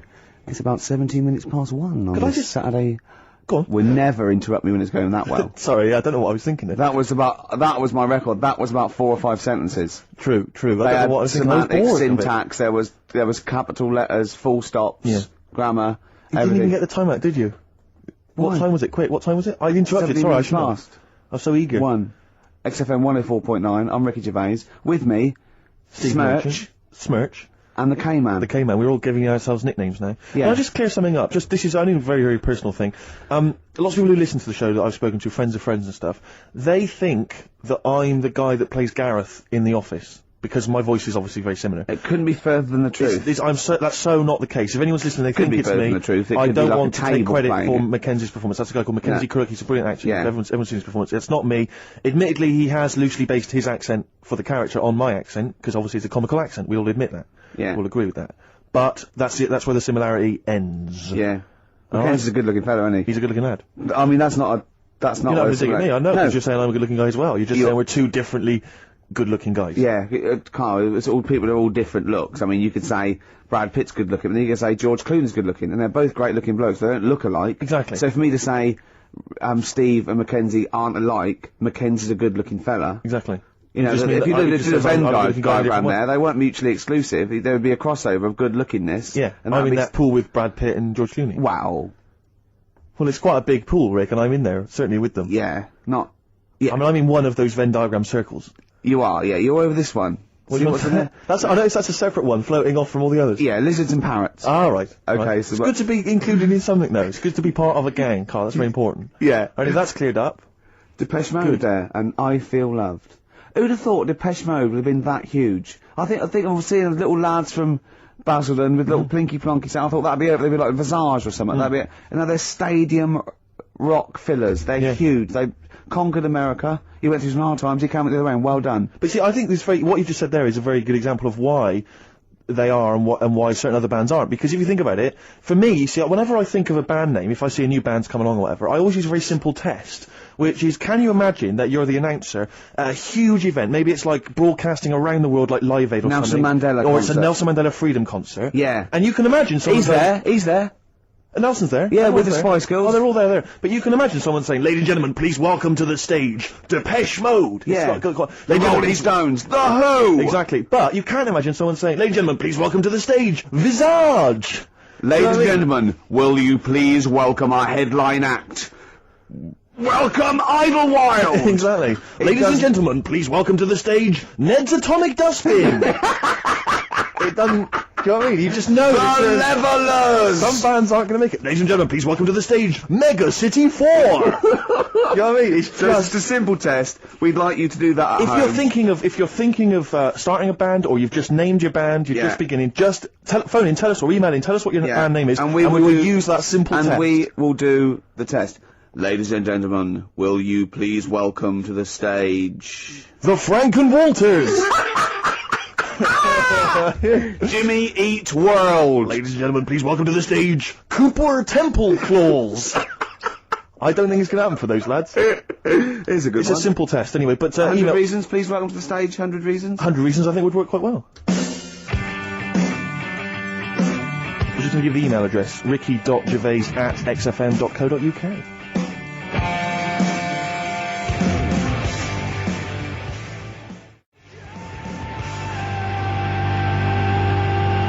Reasons, if I could. Ladies and gentlemen, will you please welcome to the stage, Pop Will Eat Itself? Carl, have you got like a sound effect or something of like, can we get the atmosphere Cheering. we're going to test? Cheering. We'll seek it out with. Have you got something there? Have a look on there. I'm just looking in the NME for the kind of forthcoming gigs of the smaller known bands, and it might be a useful place to just begin the. Ladies and gentlemen, peoples around the world, will you please welcome to the stage Chumba Awamba? Have you got a sound effect? Have you got one? Nice, yeah. Ladies and gentlemen, will you please welcome to the stage the Parkinsons? Playing in Leicester this week, so I look forward to that. That's a good plug, isn't it? Let me see who else. If anyone wants to pop down to Leicester to see the Parkinsons. Ladies and gentlemen, please welcome to the stage Cycle Fly. Okay. Oh, there's a genuine one here. This is someone. Simon's emailed and he says, "Will you just test this name for us?" Okay, Karl, if you can, there you go. Ladies and gentlemen, will you please welcome to the stage Coach? Not utterly convinced. No, it's not too no. bad. It's not. I'm worried about the sound effect. We start to sound like Chris Moyles or something. When we play a sound he's a effect. top broadcaster. Everyone loves him. Losing weight as well. He is hilarious. funny man. Just there's one more coming here. I'll just check this one. Ladies and gentlemen. Ladies and gentlemen, will you please welcome, this is Chris in Oxford, ladies and gentlemen, please welcome, meanwhile back in communist Russia. Is that a band? I assume so. I assume it's his band. Yeah. Well, how does he listen to us in, hold on, no, this is only local radio. How does he listen to us in Oxford? Well, if only there was some kind of digital format that he could listen via the web net. What is it? What is Can do that. What is it? What? How does he listen in Oxford? You can listen on Sky Digital, Go on. channel 864, Lovely. 864. Yeah. and On the on the internet? web, Yeah. Okay, what would that web address be? xfm.co.uk. Sure. Click on the audio, Yep. and you get XFM 10 seconds behind it actually happened. Perfect.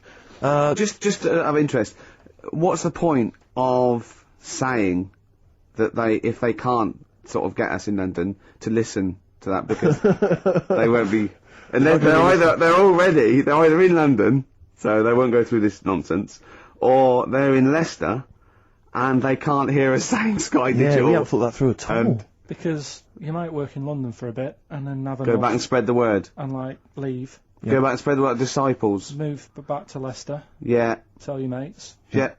Soon, any number of combinations. soon, XFM is the most listened to radio station in Britain. Yeah. What we need is people on Radio 2 to give it a plug every day. That'd be ideal. Yeah, or Radio 1. Yeah. Yeah. Any of the big rivals. Virgin. Yeah. I mean, we've often plugged Virgin. It's a good station. 105.8 Virgin Radio London. It's a great station. Really good station. Hard 106.2. Lovely. You're listening to Magic 105.4. Are you're getting quite a lot of voiceover work now, aren't you? I am. Yeah. That's not. I've stopped all that though. Have you? Yeah. Oh right. Okay. Yeah. No, it's all right. It You was know. good. Well, I'm all right now. I've got a bit of money. Classic 60s bands. I've just suddenly. Ladies and gentlemen, will you please welcome to the stage The Scaffold? Oh, the Scaffold. You remember the Scaffold, Carl? You picked the lead singer looks a bit like him. But you know whose brother that is in the Scaffold, don't you? Mike McGear. Do you know whose brother that is? What? Do you remember the The Scaffold? They did, Scaffold. Yeah, I remember we'll the drink a drink, to Lily the Pink, And didn't they do that with oh, the Roses human advert as well? Yeah, thank you very much for the entry. And do you know whose brother that is? Whose brother? The lead singer? No, the Mike McGear in it. Sort of one of the main men in it. He's one of the songwriters in Yeah. No, The I don't. Scaffold. Paul McCartney. You're Is he? joking. Yeah, I didn't realise that. yeah, that's Paul McCartney's brother. Think of that when they go home for Christmas. So I think Lily the Pink was what, about 1970? Yeah. It was number one, wasn't it? Christmas Yeah, number one. yeah, big number one, yeah. I don't know if it was Christmas number one. Two Little Boys was 1969, last year. No, it definitely was number one. Yeah, but I don't know if it The was Scaffold Christmas was. number one. It was, because I remember I did it in Really? Sundays, yeah. Yeah. Wow. So they go home at Christmas and Mrs. McCartney goes, alright boys, how are you, Paul, how are you doing? I'm just starting a new band called Wings. Yeah, oh yeah, so this is Linda. Alright, yeah, sit down. Mike, what are you doing? Just had a number one. Brilliant, round of applause. How many number ones do you have, Paul? 19. Still. We know what we like, don't we? We'll drink, the human race. Paul goes, wow, if you want to. The long and winding. Boring. We'll Oh, drink. wow. Linda, do you want to be in The Scaffold? We're probably going to go on tour and stuff. I know you love it. Well, I quite like it. Yeah. We'll Whoa, drink. whoa. You're What's it called? not going to be in Wings if you're going to play with him. Well, I got make a tricky decision. I mean, that's a great song. What are you Everyone's doing- loving it. It's what are you- Christmas number one. What are you doing eating his bacon? Well, I love it. You don't eat bacon. Yeah, but I love the music. He's a great Stop guy. it. What are you doing? Well, I just, I love the music. We'll can't drink. believe it. No. No, you don't. Yesterday, all my troubles seem so... Oh, Thank you very much for that. Aintree Iron. Oh, imagine that, because imagine that him going, well, you've had 19 number ones. I mean, you know, it can be around time. Yeah, if things stay like this with the scaffold, I'm going to rule the 70s. Yeah, if things that carry on going like they're going now, the scaffold, ladies and gentlemen, will you please welcome to the stage, Beck. Oh, nice one.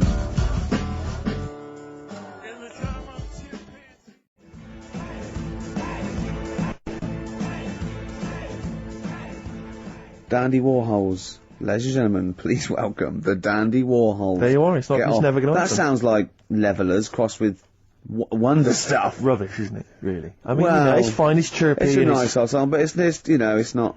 It's that thing of it's just not essential. You just don't really need it in your life. If it never occurred, you wouldn't mind. Yeah. You know? You know what Karl just said? Go on. Were you listening? Not really. He looked out the window, and he looked at me, and he was looking at me, and I looked over at him, and I said, see, now's... That would be good to die now. Like, what? He went, that weather, that would be good to die. And I said, of what? He went, old age. Yeah. What's going on up there? He's a philosopher, Rick. He is, He's on a different plane to us. Say it like that. The other week, I came in when it was really miserable, and I said to you, God, can you imagine dying today? Yeah. Whereas today you feel it would be a much better day to die because it's bright. The curtains open, sun shining. It's like... I mean, you'd still be a bit angsty about the dying thing, wouldn't you? I mean, I don't suppose that would be alleviated. Yeah. Sure. Okay. Well, hopefully we'll still be broadcasting, you know, when one of us reaches that happy moment, and we can check. Yeah. There's quite a lot of emails, Rick, coming in about band names. I think a lot of people are going wrong for a simple reason. They think it's funny to have an ironic band name. Yeah. They think it's a bit comical. And I just don't think there's any great bands that have had a comical name that have made it into stadium filling. What was that band? Where's Me Jumper? What were they called? I don't know what they were called. I mean, the obvious example of one that was never going to make it internationally. Splodgeness Abounds? Splodgeness Abounds? No. I like them now. Splodgeness Abounds. Splodgeness Abounds, they were great. Ladies and gentlemen, please welcome to the stage, Carter the Unstoppable Sex Machine. USM. These are some of the ones we've had emailed in. These are bands, obviously, that haven't made it so far, and I don't think they will. Ladies and gentlemen, please welcome to the stage, the Lazy Birds. Nope. No. Ladies and gentlemen, please welcome to the stage, the Paperclips. That's not a real band, That's what someone sent in. I don't know, yeah, but no band name is weirder than the others, and also you grow into it. I mean, the Stones and the Beatles are iconic because they are iconic bands. What you think you'll grow into? Ladies and gentlemen, please welcome Shuttle Rock. Ladies and gentlemen, please welcome Treehouse Casino. I don't think they're gonna... That's just made up! Well, possibly. Well, they all are, but they all obviously. But my point is, people say there's no logic to band names, but if you think a band name like the Smiths, that's genius. It is, It sums up everything that band is about, you know, the kind of... They're capturing that mediocre world of grim up northness, you know. My favourite, Sonic Youth. Sonic Youth is genius. Nirvana. These are incredible band names, so there is some logic to it. I genuinely believe. It's not just arbitrary words. What about The Cure. The Cure. Madness sounds rubbish, but they're good, aren't they? Yeah, but again, they were never going to be... They were never going to be world beaters. But they were a comical band, essentially. Yeah, they were a knees-up party band, and Madness is fine for that. But they had some great songs as well, and then it sort of turned it all, because then... I mean, Rick, I don't know how many members... Not Home Today is a great song, and this is from an email. I don't know how many members of the band there are in Chimney Factory, but if there's 5 people, who decided? And they all agreed, yeah, that's the best name we can come up with. Decided? Dell.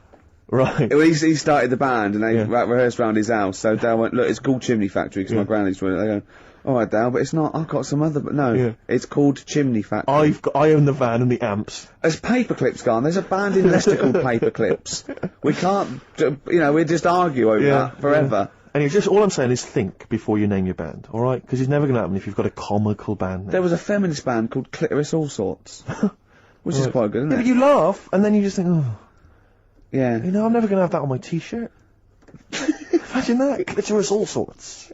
It's that time of the day now, talking of that. Yep. Song for the Lovers. Sure, it's beautiful. Now, Steve, I mean, I will play great old tunes till the cows come home. We got to give them a little bit of Dandy Warhols and Air and Athlete. I know that, and they're great, they're good, right? But, I wanted to play a Cat Stevens song, but I thought I'd better not, because I've, you know, play that a little bit. And we quite like resurrecting old reputations, don't we? People like Elton John who had bad faces, or David Bowie. People and, whose names now are largely laughed at in the serious rock or people circles. that people might not have considered. I thought Cat Stevens, oh no, Rod Stewart, I thought. Was he Rod Stewart? Many people now are thinking of the leopard hot pants and the ludicrous Do you hair. think I'm sexy and all those sort of awful stadium sort of disco things, but he wrote beautiful tracks from Maggie May and I thought, hold on, two birds with one stone. What about a Rod Stewart song written by Cat Stevens? Wow. Is there such a thing? The first cut is the deepest. Let's hear it, Rick. On this album as well is The Killing of George. Georgie Part 1 and 2, remember? About the gay bloke. Georgie Boy was gay, I guess. His favourite song. Carl's favourite song. Yeah. Right? And I was going, oh yeah, I remember that, yeah. I said about, and I said, did not intend to take his life. He just pushed it when he gets mugged and killed. Do you know what he said? Go on. I was sitting outside, I was singing, he went, well, as I said, they go out too late. They go out too late? He meant gay people go out too late. He went, no, they do. What do you mean? He said, well, they're always out, they go out when people are coming home. He said, if he'd have been in bed by 10, he'd still be alive today. That's a sobering lesson, And he went, Carl. there's one that works here and he's shattered every Monday. Oh, if you're gay and you're listening, just be in bed earlier. Go Yeah. out when sensible people go out. Yeah. You're right, we're not on the continent, Carl, If you're gay and you're not in bed by 10, go home. Yeah. I don't get it. First cut is the deepest, Rod Stewart. Song for the night.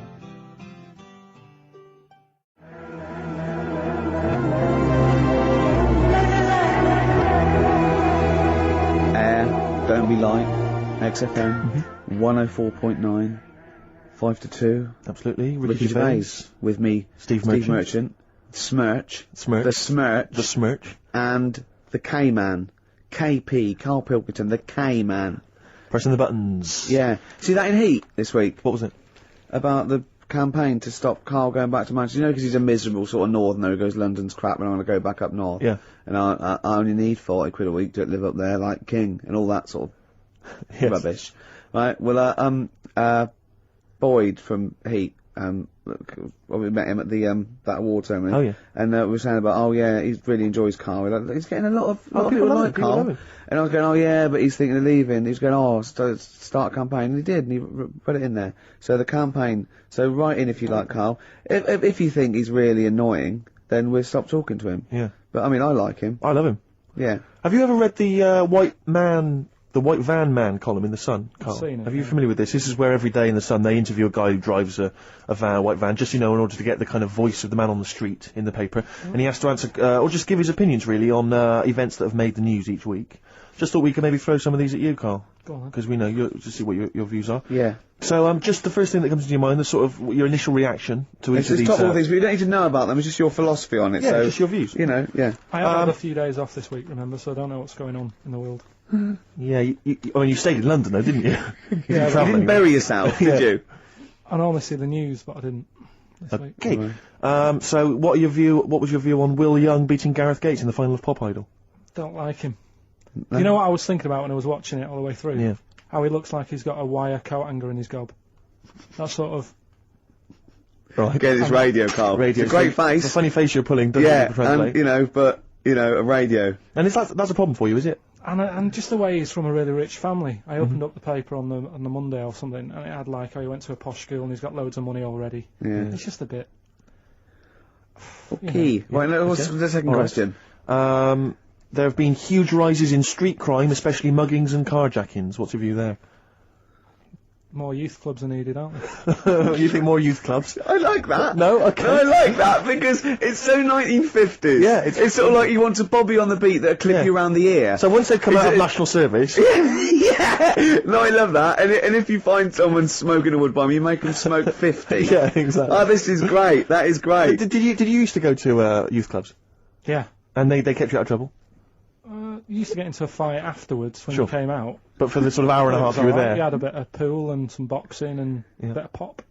Yeah. So more youth clubs, that's good. I love him. I love him. If you're at home, just make notes, because this is brilliant stuff. Honestly, you won't hear more honest, from the heart Exactly, stuff opinions. than this. This is great. Go on. This is not pre-planned, these are your direct responses now. as you hear them. I promise you, Karl did not know what we were going to do. He never knows what we're going to do, and he always answers honestly. That is the beauty of Karl. What is your it's not view- an act. Go on. What is your view, Carl, on New York's former mayor becoming Surudi Giuliani. Sir Rudy Giuliani. Is he happy with it? He appears to be pleased with it. Let it go ahead. Fair enough. Then. Okay. Go ahead. Oh, he's genius. Okay. Is he happy with it? He's like your nan. Yeah, yeah. What do you make of Michael Greco's character Beppe being axed from EastEnders? Problem for you? The whole soap thing. What's it's back in Coronation Street, isn't she? What's her name? Who? Bet. Lynn's. She thought she'd go off and be a bigger star. Yeah. All went wrong, and now she's coming back. Yeah. Always happens, doesn't it? Beppe will be back. Yeah. No one really cares. Sure. What was the van reply? What was the guy? The White Van Man says, obviously they feel the character has run his course, but I think he's a pretty good actor and I can't understand why. So, I mean, obviously there's a White Van Man there who's also got an opinion on script development. The through line, yeah. Like the narrative through line of soap opera. The 12-week narrative, the arc really showed itself up. The two last ones I want your opinion on here. What do you make of a cat that's been cloned in a secret 2.5 million research project? To find out what? If they can clone cats, yeah. Have they had to hurt it? Sorry? Have they had to sort of hurt it to do that? Have they had to hurt it? Yeah, or is it just scraping its tongue for some stuff? I think the cat's fine. The point is that they're cloning another creature which is potentially very dangerous. Have you seen that film where they bring Hitler back? That cat, what if that cat turned out to be a world dictator? Exactly. What do you reckon of cloning generally, Carl? You concerned about it?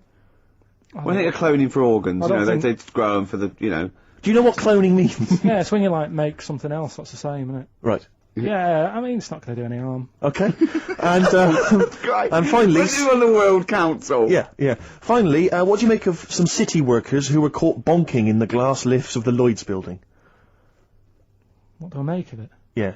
Is that a problem for you? Do you think that's unprofessional? Was it the lunch break, or...? I think it was lunch break. It was their own... All right. It's their own time, I think, fair enough. It only takes 45 seconds to go from the bottom to the top. Is that a problem? They moved quickly. They acted, on instinct. You think fair enough? If that's their natural instincts and they're both consenting, you think fine? Yeah. Okay. Yeah. Thanks very much, Carl. Thanks very much, Carl. Carl, we'll have more of Carl's world-weary opinions next time on the show. Listen, I want to play a track that I love. I can't wait for this track. It's by a great band. Just going to do it before Steve does this. Coming up, we're going to give away a great game. I'm sort of clearing out my flat. We're tidying out, and then we've got a lot of junk there. And we're going to give away a great game coming up. You've seen it, Steve. You're excited. I'm looking forward to that. It's a board game. It's a board game that we're all going to sign. It's going to be signed by Gervais, Smirch, KP, the K-Man. So you could win that. The classic album Copper Blue by Sugar. Listening to it again recently, reminded how good it was. Yeah. This is the track Hoover Dam. Play it.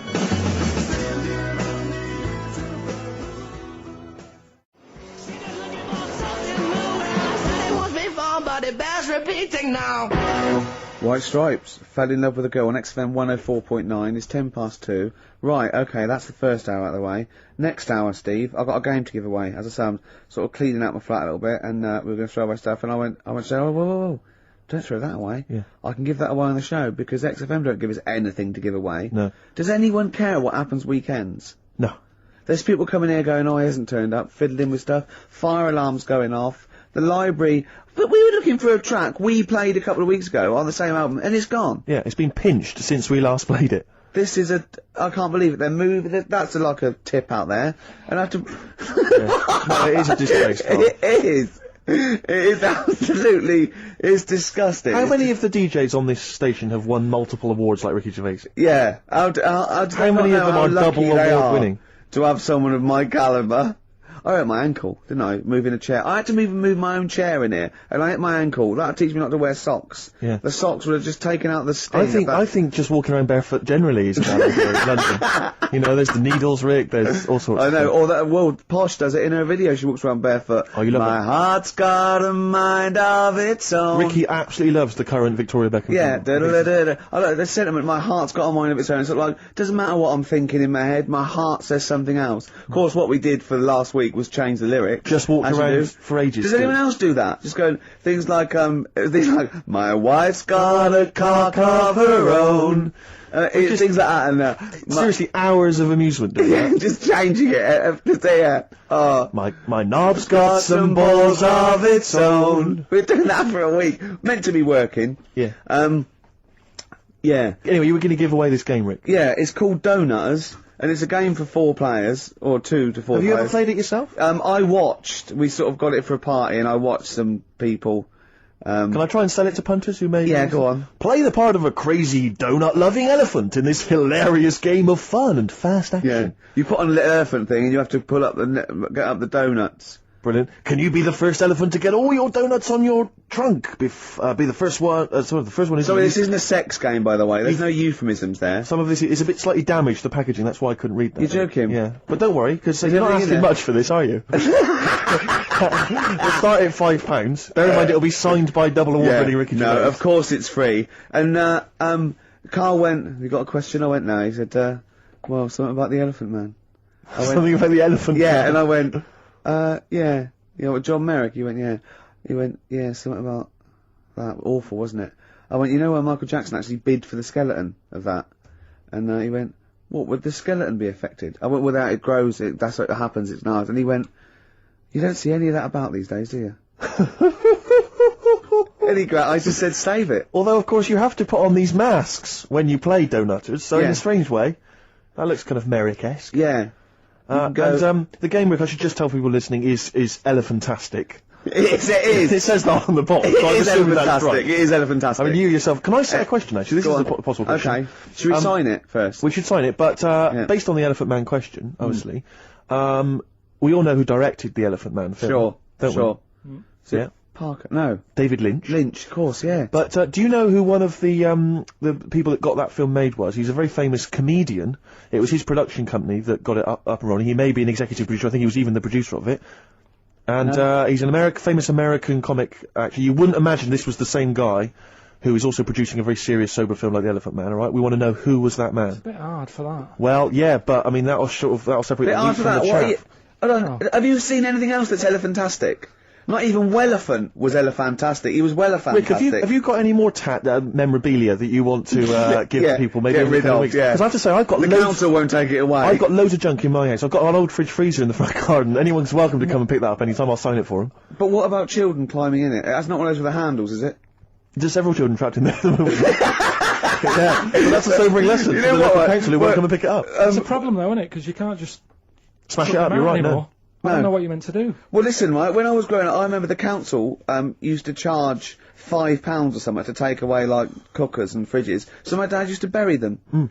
Down the bottom of my garden, I don't know, there's a cooker, there's a fridge, there's a freezer of some sort, there's a dog and a couple of cats. They were dead. I'm not saying my father's quite a mean man, as you know, but my dad used to do that with dead relatives. Yeah, because those funeral parlours take the piss. Very expensive. So a funeral can be, you know, up to 40 quid. Exactly. You know what I mean? Whereas a shovel, borrowed off the bloke next door. Yeah, that's a massive saving. And not given back, to be honest. Exactly. Yeah, well, he's going to go soon. What's he going to say? Okay, to win Donutters, signed by Mr. Ricky Gervais and two other blokes you've never heard of. It's elephantastic. Yeah. And the question is, what was the name of the famous comedian, American comedian? Give out the number. That produced, and had heavy production involvement in the film The Elephant Man. The email address is ricky.gervais@xfm.co.uk. Carl, what's the phone number? 08700 800 1234. Right, next up, we've had a lot of requests. Carl's popularity is growing. They want to hear his Super Mega Mix, the Britney Spears thing. Big it up. Yeah, it's good. No, tell us what it is. Alright, it's Mark being Blade, the vocals of The Unknown over Britney Spears.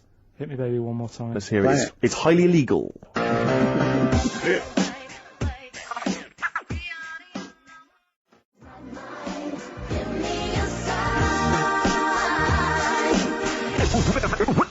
We're fantastic. Go on then, back announce it, Carl. It's yours. Go on.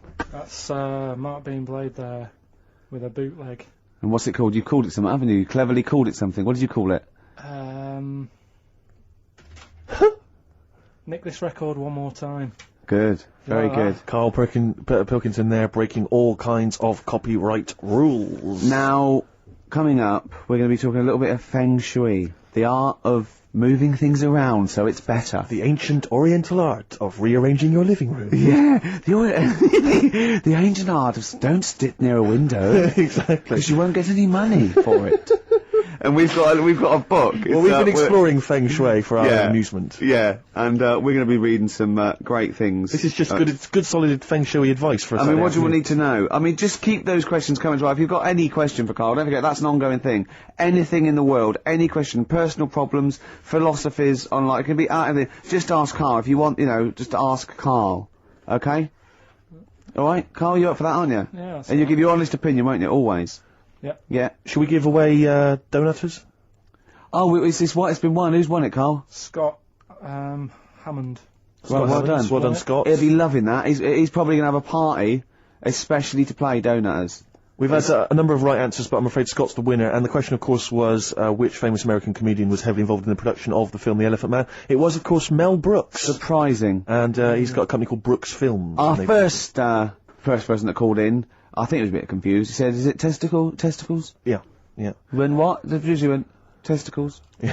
What was that illness years ago? Right, there was a couple of lads at our school Oh, yeah.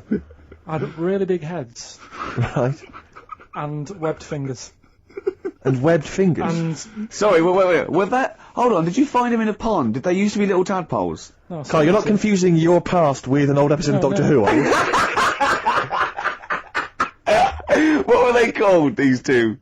I didn't mix with them. It was just like, of course not. There was nobody thought anything of it at school because No, like, sure. you used to it. Yeah, it's the North. There goes the creature from the Black Lagoon again. yeah. He is brilliant at trigonometry. He's late for double maths. Yeah. But I didn't think anything of What it. is it called? What is the disease called where two fellas, are they Not even related. rubbish? Not related. Were you near a nuclear power station when you were growing up? Yeah. You weren't really? Yeah. God, this explains so much. This has got a I bit don't heavy. think that's it. Hey, talking of enormous heads, Yeah. you were at the Pop Idol final, weren't you, Rick? You went Yeah. in there just because obviously Rick's a huge fan of Pop Idol. He wanted to be there. He wanted to give his support. Quite seriously, there was no irony there. We were Yeah, he having a genuinely great is a time. fan of it. And he was. You sort of had photos taken with various people, Yeah, didn't of you? course. Because you were a bit drunk and you wanted to have a memento of it. And it's obviously a picture of you with Fat Man Rick Waller. Yeah.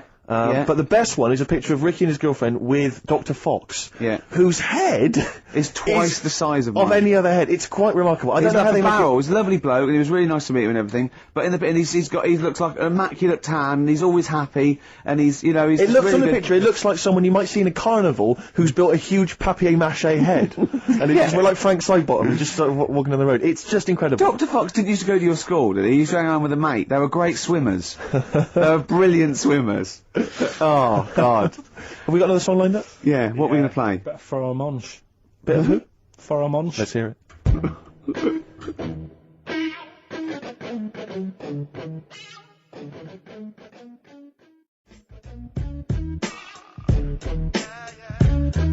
Faramunch, got ya. XFM 104.9. Well, as we promised, some Feng Shui. What do you want to know? Ratio of witness. It's one of those little books that you see at the sort of like the front desk of like Waterstones or Dillon's or one of those.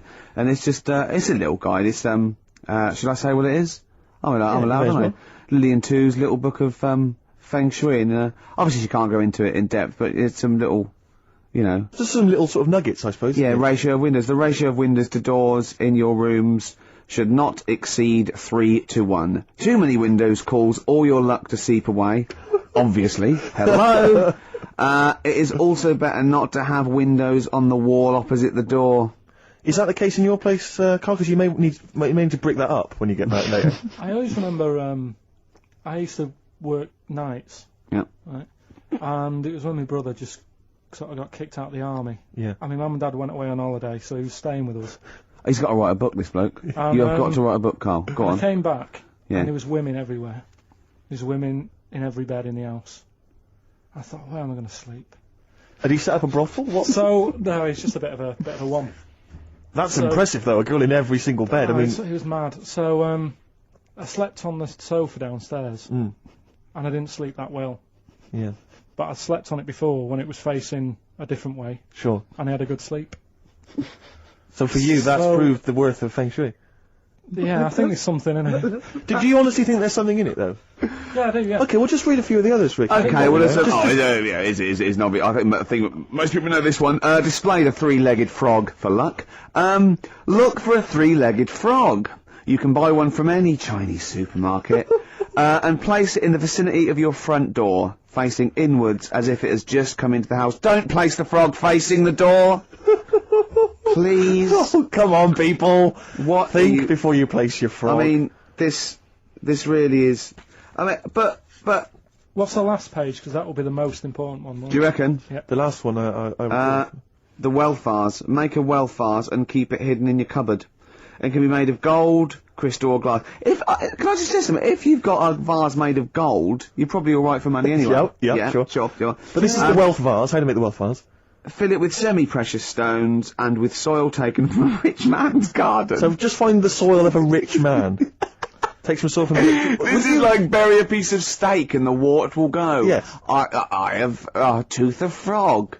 This is... Is the one there with the gods? Can you find that one? Oh, where's that one? Yeah.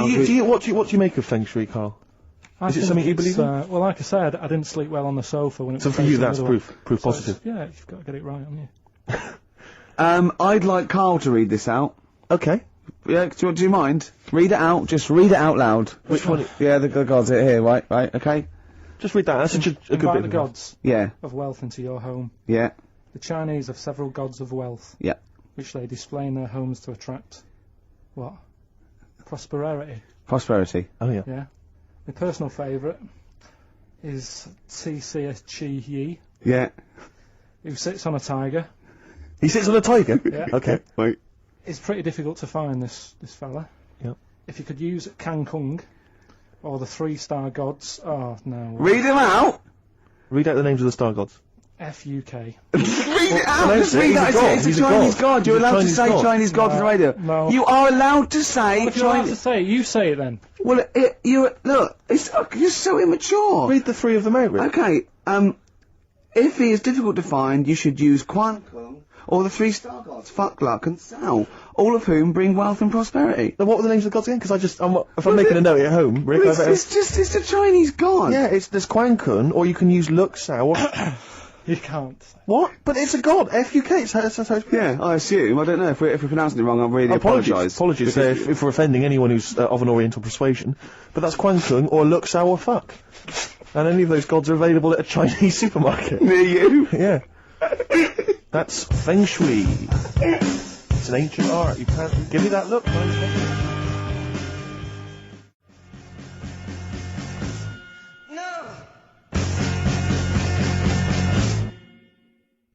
Clinic. Walking with thee. So that's Feng Shui. That's Feng Shui sorted. We've given away donutters. We've talked a little bit about band names today. With more insight into Karl's psyche. Now you during that record you said we knock everything. You saw something about the Bermuda Triangle, didn't you? Yeah, when I talked about Ghost, you sort of just because you don't believe in it. I think it's because you're scared of it, to be honest, and you can't admit to understanding it and Sure. actually believing in it. Sure. Thing on last night, Steve. Yes. Bermuda Triangle. Oh, yeah. Do you know much about that? Mainly the song Yeah. by... What was his name? What's his name? Bermuda Triangle, where people disappear. No, Bermuda it- Triangle. What's his name? No, Barry Manilow. Yeah. Are you familiar with the lyrics? Bermuda Triangle, where people disappear. Bermuda Triangle, don't go near. Yeah. I shouldn't really make a joke out of it. No, you're right. Go on. But what it is, right? There's a program saying what it's about. What do you know about it? As I say, mainly from what Barry's told me, but certainly planes and various boats have gone missing within the Bermuda Triangle. Planes. Yeah, but obviously that documentary didn't explore He it. learned a lot about that. I learned a lot about American history through We Didn't Start the Fire by Billy Joel. Again, most So- of my knowledge of the sort of Tsarist Russia comes from Rasputin by Boney M. Well, listen. Yeah, he was the lover of the Russian queen. They put some poison into his wine. Yeah, yeah. They shot him till he was dead. Yeah. Which is, go on. Right. Well, this. Oh, those right? Russians. Sort of bit of an earthquake in the sea. Sure. Lets out methane gas. Okay. Yeah. And apparently, if you were swimming out in the sea, Yeah. and there was like an earthquake and some methane came out, you can't swim in it, you just sink. Okay. Even if you're a good swimmer. What happens if you're two lads from your school and they Big heads. Yeah, that's like a buoy. Doesn't So you can work. see them a mile off, No. and their webbed hands would get them into shore. Because they did actually say, even if you're wearing a life jacket, if the water's full of methane, right? You just sink. You just sink. So what it's saying is boats have gone across the sea, got a load of methane in the sea, and the boat just sinks. Right. What about the planes? Is it them sort of planes with little sort of floaty things on? Could be. That'll be the sort they've landed in the sea. Right. And methane's coming. Well, sorry, Carl. What did the documentary say? Not I imagine. Yeah, your hypothesis might be one Yeah. thing. What did they say on the They documentary? didn't cover that bit. They didn't cover do the planes. They didn't do the planes. Something else they said about it though. Go on. Loch Ness, the monster, Sure. probably doesn't exist. Okay. What it is, Interesting. Hold on. Interesting. Oh, interesting. Is- What they thought the Loch Ness probably didn't exist. Curious viewpoint. Hold on. What proof have they got for that, Carl? How can they go around saying stupid things like that? it's methane, Right. Again, in Loch Ness. and people have seen. What's the lake it's in? Loch Ness. Loch Ness. Yeah. It being the Loch Ness monster. Yeah. That's where it lives. That's how it finds its way home. That's You're certainly never the gonna clue. learn. Yeah, Again, Carl, that's the clue. Yeah, it is good. And it's if it's out wandering, it goes, excuse me, would you know where I'm being the Loch Ness monster? Where would I be going? Oh, you'd be going to the Loch Ness if that's your home. It's way over there, you So big anyway, monster, you. So the bubbles from the Sure. methane bubble up out of the water. Yeah. People think, oh god, it's a monster's head. But it's not, it's just water sort of shooting up because of the bubbles. Well, that's two of the great mysteries of the universe solved by Karl P on a Saturday afternoon. That is Right. fantastic. Yeah. So that makes me think a lot of things. So you know, when mediums are sort of like going, "Oh, I've got something coming through." Do you think they are exhaling a lot of methane gas, and thus making them not think straight? Do you think everything's down to methane gas? Do you think that all the mysteries of the universe are down to methane gas, Carl? What did it say in the documentary you saw? About what? What was the budgie happy? We know that budgie was sad. Was it in a room? Because they used to take canaries down the mines, didn't they? They used to take canaries down the mines, they'd smell the methane, and then the budgie would be happy. I'm not going to teach you anymore. Play a record. The long and winding Should we introduce this, shouldn't I? Go on then. Oh, it's Beatles, Long and Winding Road. Smooth. Are we getting paid for this? and winding road.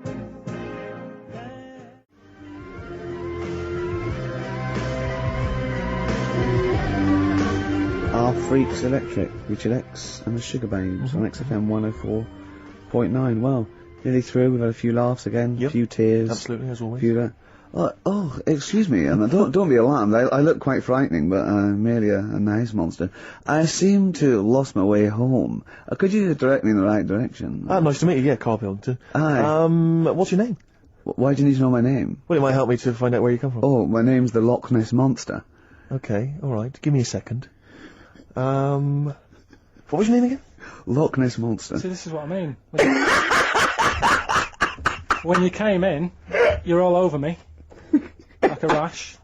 Being nice to you. Yeah. Gets towards the end, you get nasty. It's the phone. Answer it. See who it is.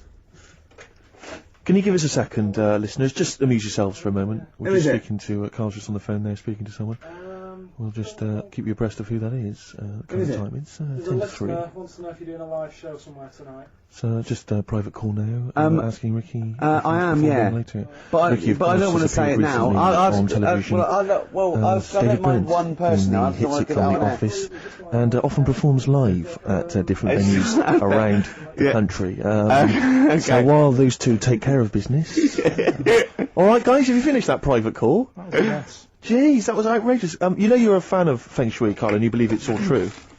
I just run this one past you just on the off chance. Yeah. Because it may be that you change your opinion slightly. Yeah. Feng Shui teaches you to use your environment wisely. Sure. If your land and the surrounding area is undulating, it's said to house auspicious dragons. When land is flat and featureless, the dragon is missing and the land is said to be less auspicious. Excuse me, they call me the Brixton Dragon. Sure. I seem to have lost my way. I know it's South London somewhere, but could you help me find my home? What's your name? Well, they call me the Brixton Dragon. Right, where are you from? I see what you mean. I see what you mean. Aye. Oh, okay, man. So does that make you query it at all, the dragon? I'm not into it that much. Right, I'm sure. just saying that if you have your head at one end of the bed rather than the other, it might make a difference to your night's sleep. It's not so much Feng Shui though, is it, as sort of good advice? Generally. When you went home...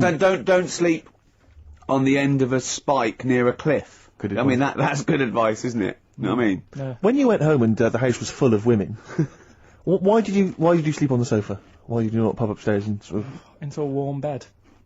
Yeah, with a woman. Were they dressed, or... Is your brother still sort of have those kind of parties, or...? I haven't seen him for years. Sure. Where's he really? living now? I don't know. Okay. What's his name? Mark. He's not known as like Moss Side Mark. Because that could be a clue. 10 Dawlish Road Mark. He's never out of prison long enough to get a nickname. Hey, Really? steady on, it's getting a bit heavy, isn't it? God, is this what's motivated a lot of your anxiety? Yeah. Oh, The hair we loss, that sort of thing? We always go a little bit too far, don't we? They're a bit dark at the end of the show. I know. Well, it's, Oh. well, Do a sorry request about that. then for Pete. Oh, Pete wanted a little bit of Muse. Yeah, if Pete wants it. I mean, I'm not a big fan. I don't mind Muse. I've still not got over them doing that, summertime song. What was it called? Nina Simone cover, wasn't it? Yeah. Anyway, listen, let's not bring the show down. No. Let's play. Star Sailor and Poor Misguided Fool. With me, Steve Merchant, and Karl Pilkington. K-Man, round of applause for K-Man. Yeah. But no one's announced who you are. Ricky Gervais. Ricky Gervais. It's XFM 104.9. Saturday afternoon. If you didn't know that, I don't know why I mentioned it. That was stupid, really. You must know that by now. Well, we've got some great things coming up. We have haven't indeed. We've got songs and chat and things. We'll also, of course, be running through the white van man questions from the Sun again, but this time Karl will be answering them. I'm looking forward to that. Yeah. Can we do that fairly soon? Oh. 'Cause there's some good questions this week. Yeah, we will, but as I was coming in, there was like a bunch of posh lads, I think university students, trying to get in, because they're doing one of those scavenger hunts that they have to get points for charity and do stuff, and one of theirs is get on a live radio show. Right. So I sort of felt sorry for them, so I said they could come on here, just for 5 minutes. Who are that's they? all right. And they're just, Are they toffs? they are sort of like toffs, but they're trendy toffs. They're obviously... Trendy toffs? I don't know Yeah. what's that. Is that like Lady Victoria Hervey? Is she a No, I don't mean that, no. They're both sort of like that, Will of Pop Idol. Right. They're like right. him, sort of like trendy but posh. Okay. They seem nice enough, and they're doing it for a cancer charity, and they just get... They got, for what is it, like they got their sponsor to do various... Exactly, I kinds don't know of- quite how it works, but they're gonna come on and, because we get, for coming on this live radio show, they get 17,000 points. Right, good. If I can put that in context, Yeah. if they were to say to help deliver a baby, they only get 7,250 points. But it's much easier. It is. There's lots of women just Happily gonna let dropping a couple of sprogs posh all pots. over the place. You can't get on a live radio show these Exactly, days for love nor money. That's true enough. You know what I mean? Yeah. So When are they coming in? Carl said they're going to just... 1:30. I had a word with them. Okay, what did you make of them? They are posh, Really? but they said they're going to wander about and go and see if they can deliver a baby and that, and then come back here for 1:30. And I don't know if it. How many I hope they don't like leave a baby sort of half out. You know, if they've got it. You know, they're push. Sorry, we're going to have to shoot off. We've got to go Yeah, and see. we've got to play an instrument in a marching band for 8,500 points. Well, I did say be here definitely at 1:30 because I don't want you getting in the way of the white van questions. And the other thing is, right, they get 7,500 points for delivering a baby, but they get 9,000 points if they cut Peter Stringfellow's hair. Well, he's very precious about his hair. It's a more delicate operation, isn't it? Absolutely. There's more that can go wrong. That's true enough. Take an unconventional animal for a walk in a park.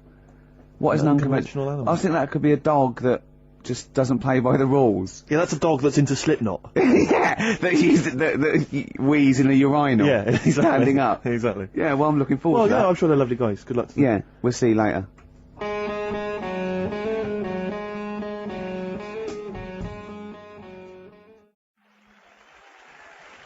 Nirvana, Man Who Sold the World. Carl's all confused because it didn't tell you it was ended, did it? What is that then? Is that a sort of glitch in the computer? Just applause, isn't it? I Careful, can't they hear might it. start swearing. You know what they're like. Yeah. Rock stars. Yeah, Their blue language. yeah, and all their habits and all Oh. that. Yeah, like it says track ending now. It's a bit Stop late now, talking isn't about it? it. That you're giving away all the secrets of radio and that. People think it's like an old piece of vinyl that we've put on a needle, you know, like those old bits of footage of Tony Blackburn. That's what they think it's like. They don't realise there's computers doing it all. Yeah. Rick, you're showing them behind the curtain. Never do that. I won't. I Never won't. do that, mate. In the week, I called Karl up. I said, "How are you, mate?" He went, "Not too bad." Now, as you know, his girlfriend's been away for ages, hasn't she? Covering the World Cup, the African Nations Cup. She's a sports journalist. Well, yeah.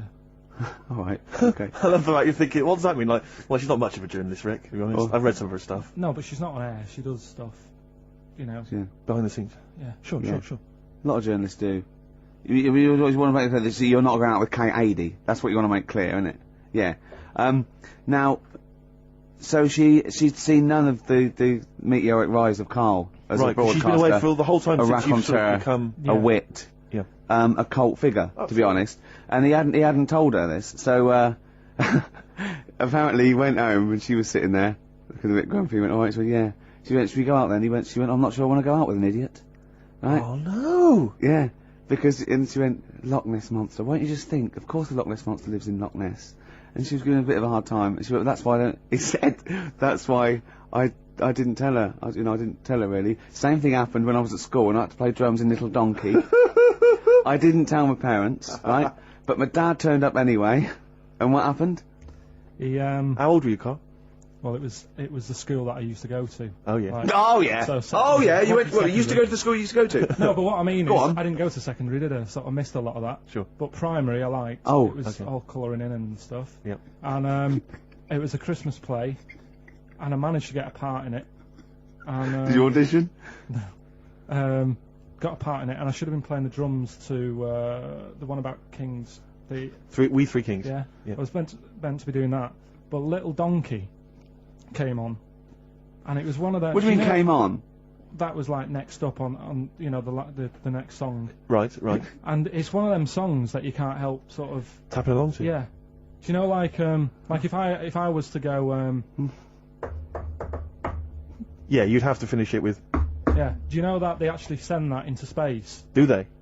And What, hoping that aliens will respond with that? yeah, they do that because apparently it is one of them things that you can't help. What, even if you're an alien life form? Yeah.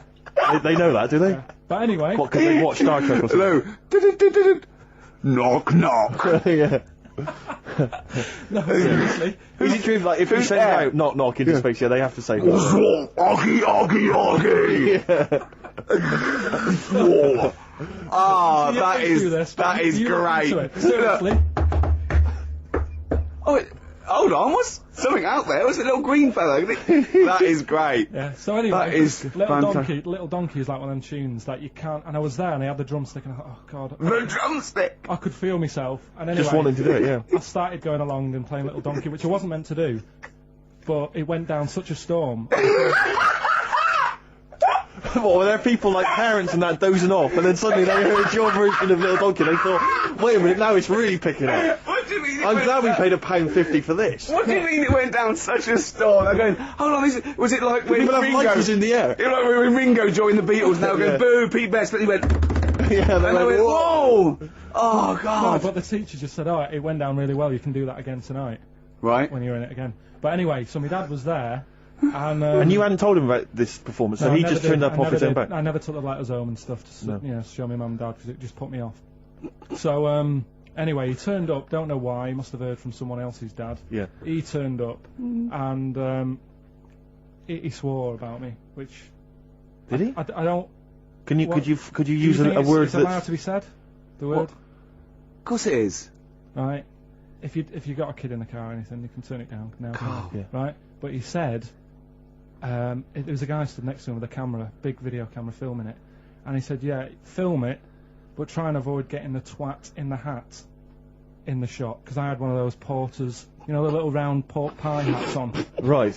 This is so sad. What, was this a nativity play? It was about Jesus and stuff. Yeah, well, there was a porter there helping him with his Of bags. course it was, I forgot. I yeah. mean, Mary and What, Joseph, managing the they got stable? there. Yeah, because it was the hope, you know, because the inn was full. Yes. But I think the porter doubled up with the inn and the stable. Right, that was nice. So of he, him. yeah, He'd yeah, carry bags over, yeah. yeah, no, so yeah. You're right though. I don't know why I was wearing one of them, but I was. And And your father said that, and how did you know your father said that? Did he you told hear me it? about it later. Oh, he told you about it later? Yeah, I was talking about stuff I'd done at school, and he said, "Oh God, remember that?" And I spoke to him the other day about it, Right. and yeah, Oh, God. shame. So that was the end of your sort of drumming career, really? Because it could have been, I mean, you know, the audience loved it the night before. Yeah. You could have, like, been, who knows, a whole new world for you. Yeah, Have you done any stuff? I've never drummed. I wish I had, man. That's a movie story, but... and that's why you don't tell, your mum and dad don't know you on the radio, do they? Think, when they were down the other weekend, they had to come in here, I just said, I'll just go in and press the buttons. Because they could listen on Sky Digital, couldn't they? They could do. But you wouldn't want that, would you? I don't want that. No. Play a Carl- record, and I want to talk to you again a little bit about this later. Yeah. Right.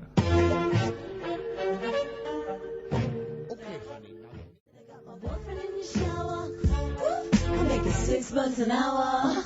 Princess Superstar, Bad Babysitter, first played on this show by Steve Merchant, by Bad Steve Merchant. That's true, By Steve Scratch Merchant. That's I mean, I still like that, but the videos put me off it a little bit, because it's just, it makes it into the novelty record it always had the potential of being, do you know what I mean? I agree. Although I was never a big fan of Bad Babysitter was not my favourite from the album. Sure. Sure. If people want my interest and my views on hip-hop, then they can always email in, Rick, of course. Or call you at home. Just give me a ring at home, it's no problem. Yeah. Or I just pop out and hang with them in the hood. Yeah, sure. Yeah. Now it's time for White Van Man. White Van Man. Yes, Just for those explain what it is. that don't buy the Sun, they think it's beneath them. White Van Man is a column they have, I think, every day actually, and they just get sort of some, Joe Public to kind of comment on the week's news. Just seemed to me, that it might be interesting to get Carl's views on some of the big events. Not because we think that Carl hasn't got a valid sort of viewpoint. No. Because Carl sees the world differently to some people. That's all. And that's what's interesting. Like an artist does, or exactly. Yeah, he's very bohemian in his outlook. Yeah. Do you feel that you're up to scratch on this week's news? I don't like this bit. Don't you? Don't just relax. Why not? It's pressure.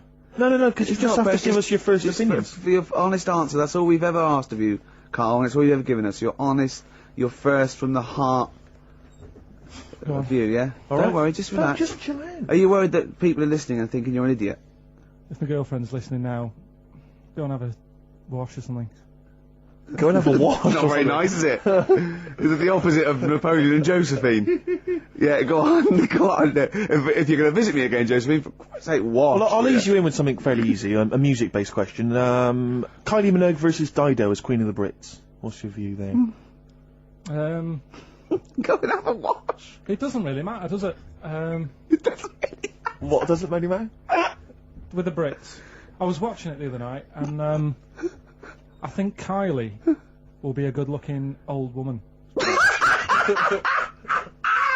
Okay. Do you ever do that sort of thing? Steve, I want to celebrate with you. Every time he opens his mouth, it doesn't matter. I want us to open a bottle of champagne. I know what you mean. Do you know what I mean? It's sort of like we did that. Yes. No, do you do that though? Look at people, and another person who springs to mind, Jenny Powell. I don't think she's that good-looking now. Who's Jenny Powell? Is she that girl that used to be the assistant on Wheel of Fortune? Yeah. Leslie? Yeah, I think she's a bit over the top for a young woman. But when she gets older, I think she'll look... Be a bit of a stunner. Okay. So, for you, Kylie, whereas you don't feel that about Dido, is that right? She's alright, she's normal. I prefer Kylie's sister to Kylie. She looks, I can imagine her being hard work to live with, and... Who, Kylie? Not being washing up and that. Right, sure. Being a bit fussy. Okay. And what do you make of taxes rising in the next budget to pay for NHS improvements? Well, my dad went to hospital to have an operation once. Yeah. So I feel like it's worth paying it, because I've got something. Because people might have to go to hospital. Yeah. Yeah. Well, it makes a change when it's someone in your family, doesn't it? Yeah. Because you sort of realise... Yeah, a change is as good as a rest. And the weird thing is, if it weren't for my dad, I wouldn't be here doing this show, because when he was in hospital... Well, no, I'll stop you there. Yeah. To be honest, that's all you need to know. You wouldn't be here, true, but no. But Well, no, because this was after I was born. So, I would be here. But his more direct involvement was what? Yeah, because when my mum was seeing my dad in the hospital, I got a bit bored, went for a wander, found the hospital radio station... Yeah. And got a gig. Really? So, in a real sense, if it wasn't for Carl's dad, Carl wouldn't be here. And did your dad, while he was listening to you, did he, sort of tap the nurse and go, can you get that twat off the air?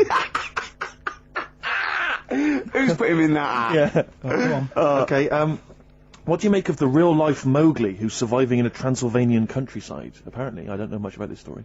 I don't know. You know Mowgli, he's the guy from the Jungle Book. Yeah. The little kid that grew up with bears and animals and stuff. Apparently there's a real-life one in Transylvania. What were the things in Gremlins? What were the what? In Gremlins they were... Wait. Okay, this is an example. This is what your girlfriend said. Think. What were the things in Gremlins called?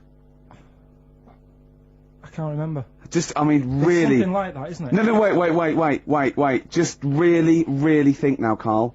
Just with everything with all the brain power you've ever used, think what the things in Gremlins were called. It's not there. There's a clue here. Oh no. Yeah. They're not. What? Gremlins. Yeah. Play a record, Karl.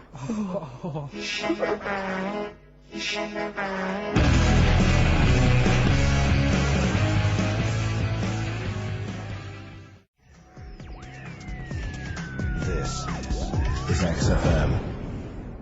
Well, we're back, and there's a few more people here. It's Absolutely, well done. Yeah, yeah. Well observed. Yeah. Do you want to say hello? Yeah, Hi guys.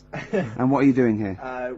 This is Mark and James, or Sco and Belch, and we're here. Sorry, your name's what? Sorry, say the last bit again. Or what? Sco and Belch. Sco and Belch? Yeah, that's right. Do you want to explain that? No. No, from the Long drinking story. games, I imagine. Yeah. We've got Oh. worse names than that, but it's radio, so. Sure. Now, you're presumably students, We've just we kind of graduated. We've been in work for like about a year or two. and what do you do? I work for a management consultancy. I work for a distribution company up in Birmingham. Well, okay. So, Now, very what you're boring. doing is a scavenger hunt, and you're raising for cancer Colon charity, Cancer Research. right? Yeah. And you've got to do. And this is we're just helping you out here because for 17,000 points, you have to get live on a TV or radio show. That's exactly it. So and here we that's- are. That's why we're here. Yeah. Do you ever listen to XFM? I know of it. Yeah.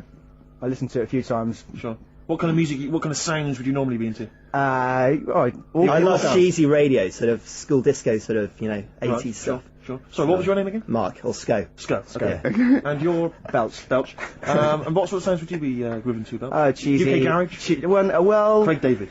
a bit of house, just very occasionally. A bit of cheese. It depends what kind of mood I'm in. You know. Now, yeah. you don't listen much, but you I mean, kiss a celeb because Karl. Yeah, we actually wanted to do that with you, Ricky. Is that all right? No. That's not going to happen with okay. Ricky, but Carl's now got his name mentioned in Heat magazine. Is that right? Well, So that's if you want to brilliant. snog Karl, we'd love to see that. I mean, we don't want to snog Carl, but I mean, we were thinking if there was kind of a female presenter here, we might be able to do something. But What are you saying? A female placenta. well, if you've got one. Have you seen some of the female presenters that work on XFM? Oh, presenter. Is that why they're on radio? I thought you said placenta. That's unlikely. I know. Well, now what's the other things you've got to do here? So what are some of the things you've done already? Well, See, we- some of these worry me, like start a fire in Pudding Lane Oh, we've done that already. for 4,700 points. Well, I'll tell you what we have done. We've been on Phantom of the Opera stage already. Have you? Yeah, we just asked the stage door guy. And, that wasn't during the show, I see. No. And that's right. He actually mentioned that. We shouldn't speak about that too. But Otherwise he'll get Be on the sacked. stage, well. exact. But he was really kind. Let us on. We've jumped in Trafalgar Square Water with doing a sort of Friends impersonation, so that was Right. How many points pretty do you get cold. for that? We got 2,000 points for that. We got Right. 8,000 points for being on the stage at Phantom of the Opera. Yeah. And we get double that. We get like 18,000 points, which is almost the maximum for being here right now. Really? So that's well, absolutely great. Honestly, I wouldn't worry about the little things. I'd go for the big. Yeah, that's it. bucks here. We're not interested in the little stuff. We want to go for the big stuff. Yeah. So what the big ones are? Get on stage with S Club 7. That's not going to happen, is it? When have you got till 6 today? Well, Yeah. S Club 7 are on at the London Arena at about 2 o'clock. So, Good luck. but Okay. I think it's gonna be very, very difficult to get on there. But we never I know. think so. Yeah. Get in the vaults of a bank. Yeah, you got See, any some ideas? of these are bordering on the illegal. That's 20,000 points per Have you seen that? like getting a cage at London Zoo. Don't do that. I mean, there's 10,000 points, but don't do it unless it's a penguin cage. Well, I that's what mean, we were hoping. Just some kind of timid animal we might be alright with. You know? yeah, If sure. anyone's got any good ideas for sort of funky things to do on air, then Okay, well, if you leave your number and anyone calls in, they can help you. Then Well, maybe some of S Club 7 Yeah. are listening. Or I'd say so, because I mean, we love if, them to bits. If they are, it is for charity, and the points get awarded into money for colon cancer research. So it'd be absolutely fantastic if we could. Yeah, so Bradley, John, Tina, if you're listening. Yeah, if you're listening, or any celebrity out there who's a female celebrity, we need to snog them. It doesn't Hold need to be a on, long wait a minute, snog, wait a minute. but if we can, that'd be great. This is good for 7,000 points. This looks like a good one. Play the organ in a church. That must be easy. Is that a metaphor? Yeah, but you know what church people are like. It says the bigger the better, so it might be. That's got to be euphemism. Yeah, it's got to be, hasn't it? Yeah. Well, thanks very much. Good luck. Good luck, guys. Guys, Get thanks an very much. Thank you arrangement very much. standing outside Les Mis looking Miz. That's going to happen. That's good. Man, a big gun type thing on the HMS Belfast. That won't well, we've got a happen. big gun. It's just finding the boat, which is the problem. Oh, so. calm down. What was your name? Bo? Poe? No. Poe? Sco. Go. Thanks very much. Guys, thank you very, very much. Cheers, guys. Cheers. Bye.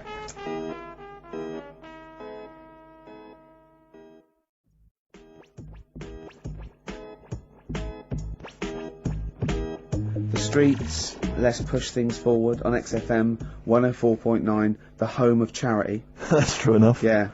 I've got to slow down because I'm doing a little bit too much for charity. I've got to worry about myself sooner or later. Do you know what I mean? No, come on.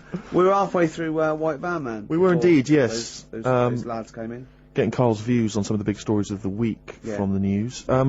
Carl, what do you make of the fact that the British Olympic curling team won a gold medal? I watched it. Uh-huh. I thought it was really good. The only thing that's getting on my nerves now is like, what was that? Is that a trombone player just sneaked in? That was me moving this microphone. Right. That was incredible, wasn't it? Yeah. What an amazing noise. The only thing is... That shouldn't sound like that, should it? That's incredible. What a shoddy tin pot station this is. Well, we know that. Sorry, Carl. Go on. It's like in all the papers now, in like the, you know, the Star and the Sun all week, they've been like traipsing models over a bit of granite. Do you know like how those things are made out of granite? The things they throw. Oh yeah. And it just that bit annoys me. Okay. The Daily Star? No, the way that, you know, this sport, nobody had ever sort of heard of it a couple of weeks ago. Yeah. Sure. We win a gold medal, Yeah. and now in the papers it's like... They've gone crazy. They've gone curling mad mad. over it. Yeah. It's a good game now. Yeah. Good. Okay. Next. All right, good. Let me see. What about the fact that the world's tallest man is living in a semi in Neasden? It's alright, isn't it?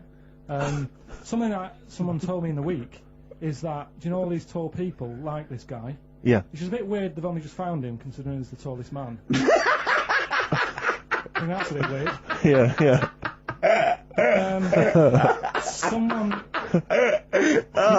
genius. told me that, do you know the guy who was in James Bond, the big bloke? Yes. Jaws? He's got the same illness as this bloke. Right. And what it is... It's called tall. It's something about... You're suffering from tall. You've got a small tumour or something just behind this part of your head. Yes. Oh yeah. Just sort of in the middle of your eyes. Yeah. And the pressure on that makes you grow really tall or something. Yeah. So he needs to get it sorted. That's your advice to him. Yeah. Get it sorted. Okay, very finally, Carl, this is important. This is just projecting into the future. Just projecting into the future now, K-Man.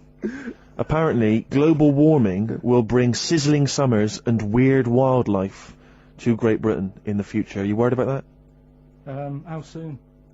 Soon enough for you to worry. Yeah, it's pretty worrying. Okay. You You wouldn't prefer it to be sunny here all the time? No, because with hot weather comes weird spiders and that. See, I always think we're quite lucky here. Yeah. If you live in Australia, you might have the sun and stuff, but you've got like deadly snakes, Yes. Yeah. which are deaf. Did you know snakes are deaf? Snakes are deaf. They don't have ears. Okay. So you're all right walking about behind them. Yep. But if they see you ahead of you, you're you're in trouble. But yeah, with places like Australia, you know, people go, oh, it's great, it's sunny, but they don't talk about the spiders and They keep the spiders. lizards Yeah. and stuff. Quite. So I think we've got a bit of both the best worlds. So you're worried though about in the future, vultures flying through the sky, we've got various creepy crawly snakes. You concerned about that? Yeah, well, there's a load. I saw something in the news in the week that a load of sparrows or something was somewhere. Maybe that's the start of it. That's an interesting story. Was that front page or? There's a load of sparrows somewhere. No, about Read all about it. Sparrows somewhere. Some sparrows somewhere. Sparrows somewhere. Load of sparrows somewhere. Sparrows somewhere. there you go. Anyway, Excellent. That's Thank you great. very much, Carl. That's Carl giving his views on the news. don't do that next week.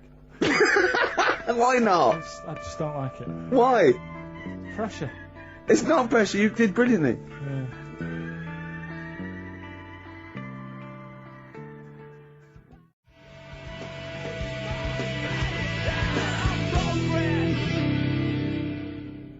Lost Profits there on XFM 104.9. Now I like that. Mhm. It rocks. I like the guitar, atmosphere. It's good. But it's called the fake sound of progress. I know. What? See, what always annoys me is when people, they dismiss, say Enrique Iglesias, current #1, a great song. Good video. Brilliant video. And they say, oh, it's rubbish and all that. But I think that songs with titles like A Fake Sound of Progress, Yeah. much more something to get on your hobby horse about. What has happened in that Bad video? lyrics by good artists is always worse than If I think you're a recorded listening, song. or if you work for the record company, or you worked on that video, because he's got the money and the girl, and then Mickey Rourke beats him up, right, he has a fight, you just see him knock him over, and then it cuts, and the next scene, it's night, It's not in the desert. There's loads of police cars. They're not doing anything. They're just standing And around. somehow he's Probably eating donuts. He's dying of injuries, but I don't know what happened. They don't. What has happened in that video? I think if you heard the 12-inch mix, there's a whole bunch of other sequences that explain why. Yeah, I mean, we think that he stole the girl off Mickey Rourke. I think he stole the girl off Mickey Rourke, as well as some money. Some money, yeah. Mickey's tracked him down. Yeah. And he's thinking, I'm going to stop running, I'm going to face Mickey this time. He does, and then boom, you're right, it cuts, and suddenly the police have shot him or something. I don't know where they are. Don't know, but the police seem to be leaving him to die in the See, I thought that they'd called the police because the sort of like the melee, but Mickey Rourke's off with his gang. The police are going, well, you know, where are they? There's no evidence. They go, well, look, he's dying. They're going, but how did he die? Yeah. How is he dying? He's a bit wet for the rain. In Rourke though, Rick, I imagine he's stitched Enrique up. I reckon he's framed him or something. Or he's no sort of like ninja stuff, and there's lots of internal injuries that aren't immediately Anyone, visible. if you were involved with perhaps the making of that video, or indeed you are Enrique Iglesias, give us a ring. If you're around. Come on. Just fill us in. I'd rather play some adverts now than I'd love to play some adverts, Rick, but I'll tell you this, I'd also like to tell the listeners that coming very soon on XFM, some huge news about Karl that will rock It'll the be capital. like Pop Idol. It's going to be an ongoing saga.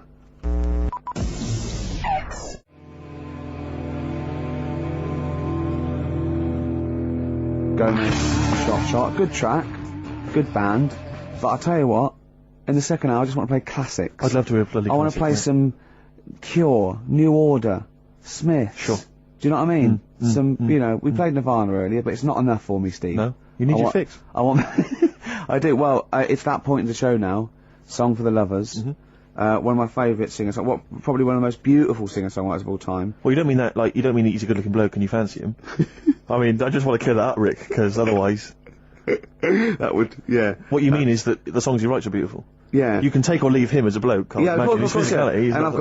And he's written such brilliant classics with his lovely arse as... Oh, why did I say that? Why did you say that for, Rick? Because if people will listen and misinterpret. Oh, God. He wrote Galveston, he wrote Wichita Lineman, he wrote MacArthur Park, and just to tickle him down below... What? I don't know what... you saying there? And this is a song, one of the most beautiful songs I've ever heard. It's off the album 10 Easy Pieces, which is just him doing the versions of other, that he gave to other people on piano. And this is called If These Old Walls Could Speak, and it is absolutely beautiful. Listen to this.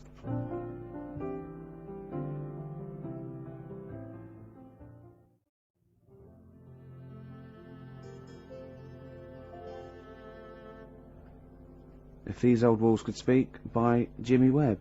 Might play another track off that later if we've got time. What, today? Yeah, well, maybe next week. We've got lots to pack in. We've got things like New Order, Cure.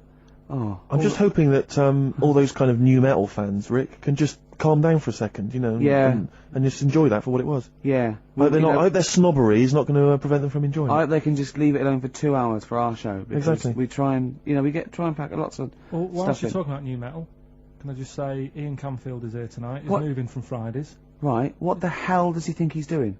He's just offering up information now. No, it's just like you were talking about the new metalers, and now seems like a good time to Carl, say... listen. You're here for our amusement. Yeah.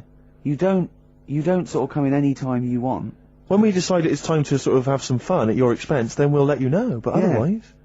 We're not here to help other DJs, or even this station. We don't give a about this... See, this is what my girlfriend said. What's that? Well, you should listen to her. She knows what she's talking about, clearly. Now put your microphone down. She said they just wheel you out when they need you. Switch your microphone off, Carl, and let us finish what we were saying. Right, just... What were we saying, Rick? Ian Camfield has got a rock show. Oh, right, yeah. Starting today. 4 hours of pure rock. Yeah, he's probably here smoking, drinking Jack Daniels and just like having pictures of Vance put up around him to get in the mood. Then he'd go out and rock. Carl, don't be silly. Turn your microphone on. We're joking. Is that right? When's he on? 8 till 12 tonight, 4 hours of rock. Lovely. Listen, some big classics coming up, plus huge news about Carl. Please, let's play some more ads. Do you really want some ads? I'm tired of the music and chat. Please play some more ads, Carl. Please. Carl. Christ's sake.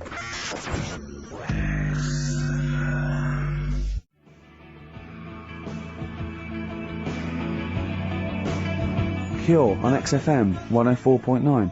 That's what it's all about, Steve. Absolutely classics. Yeah, we've got some more classics coming up. Looking forward to them.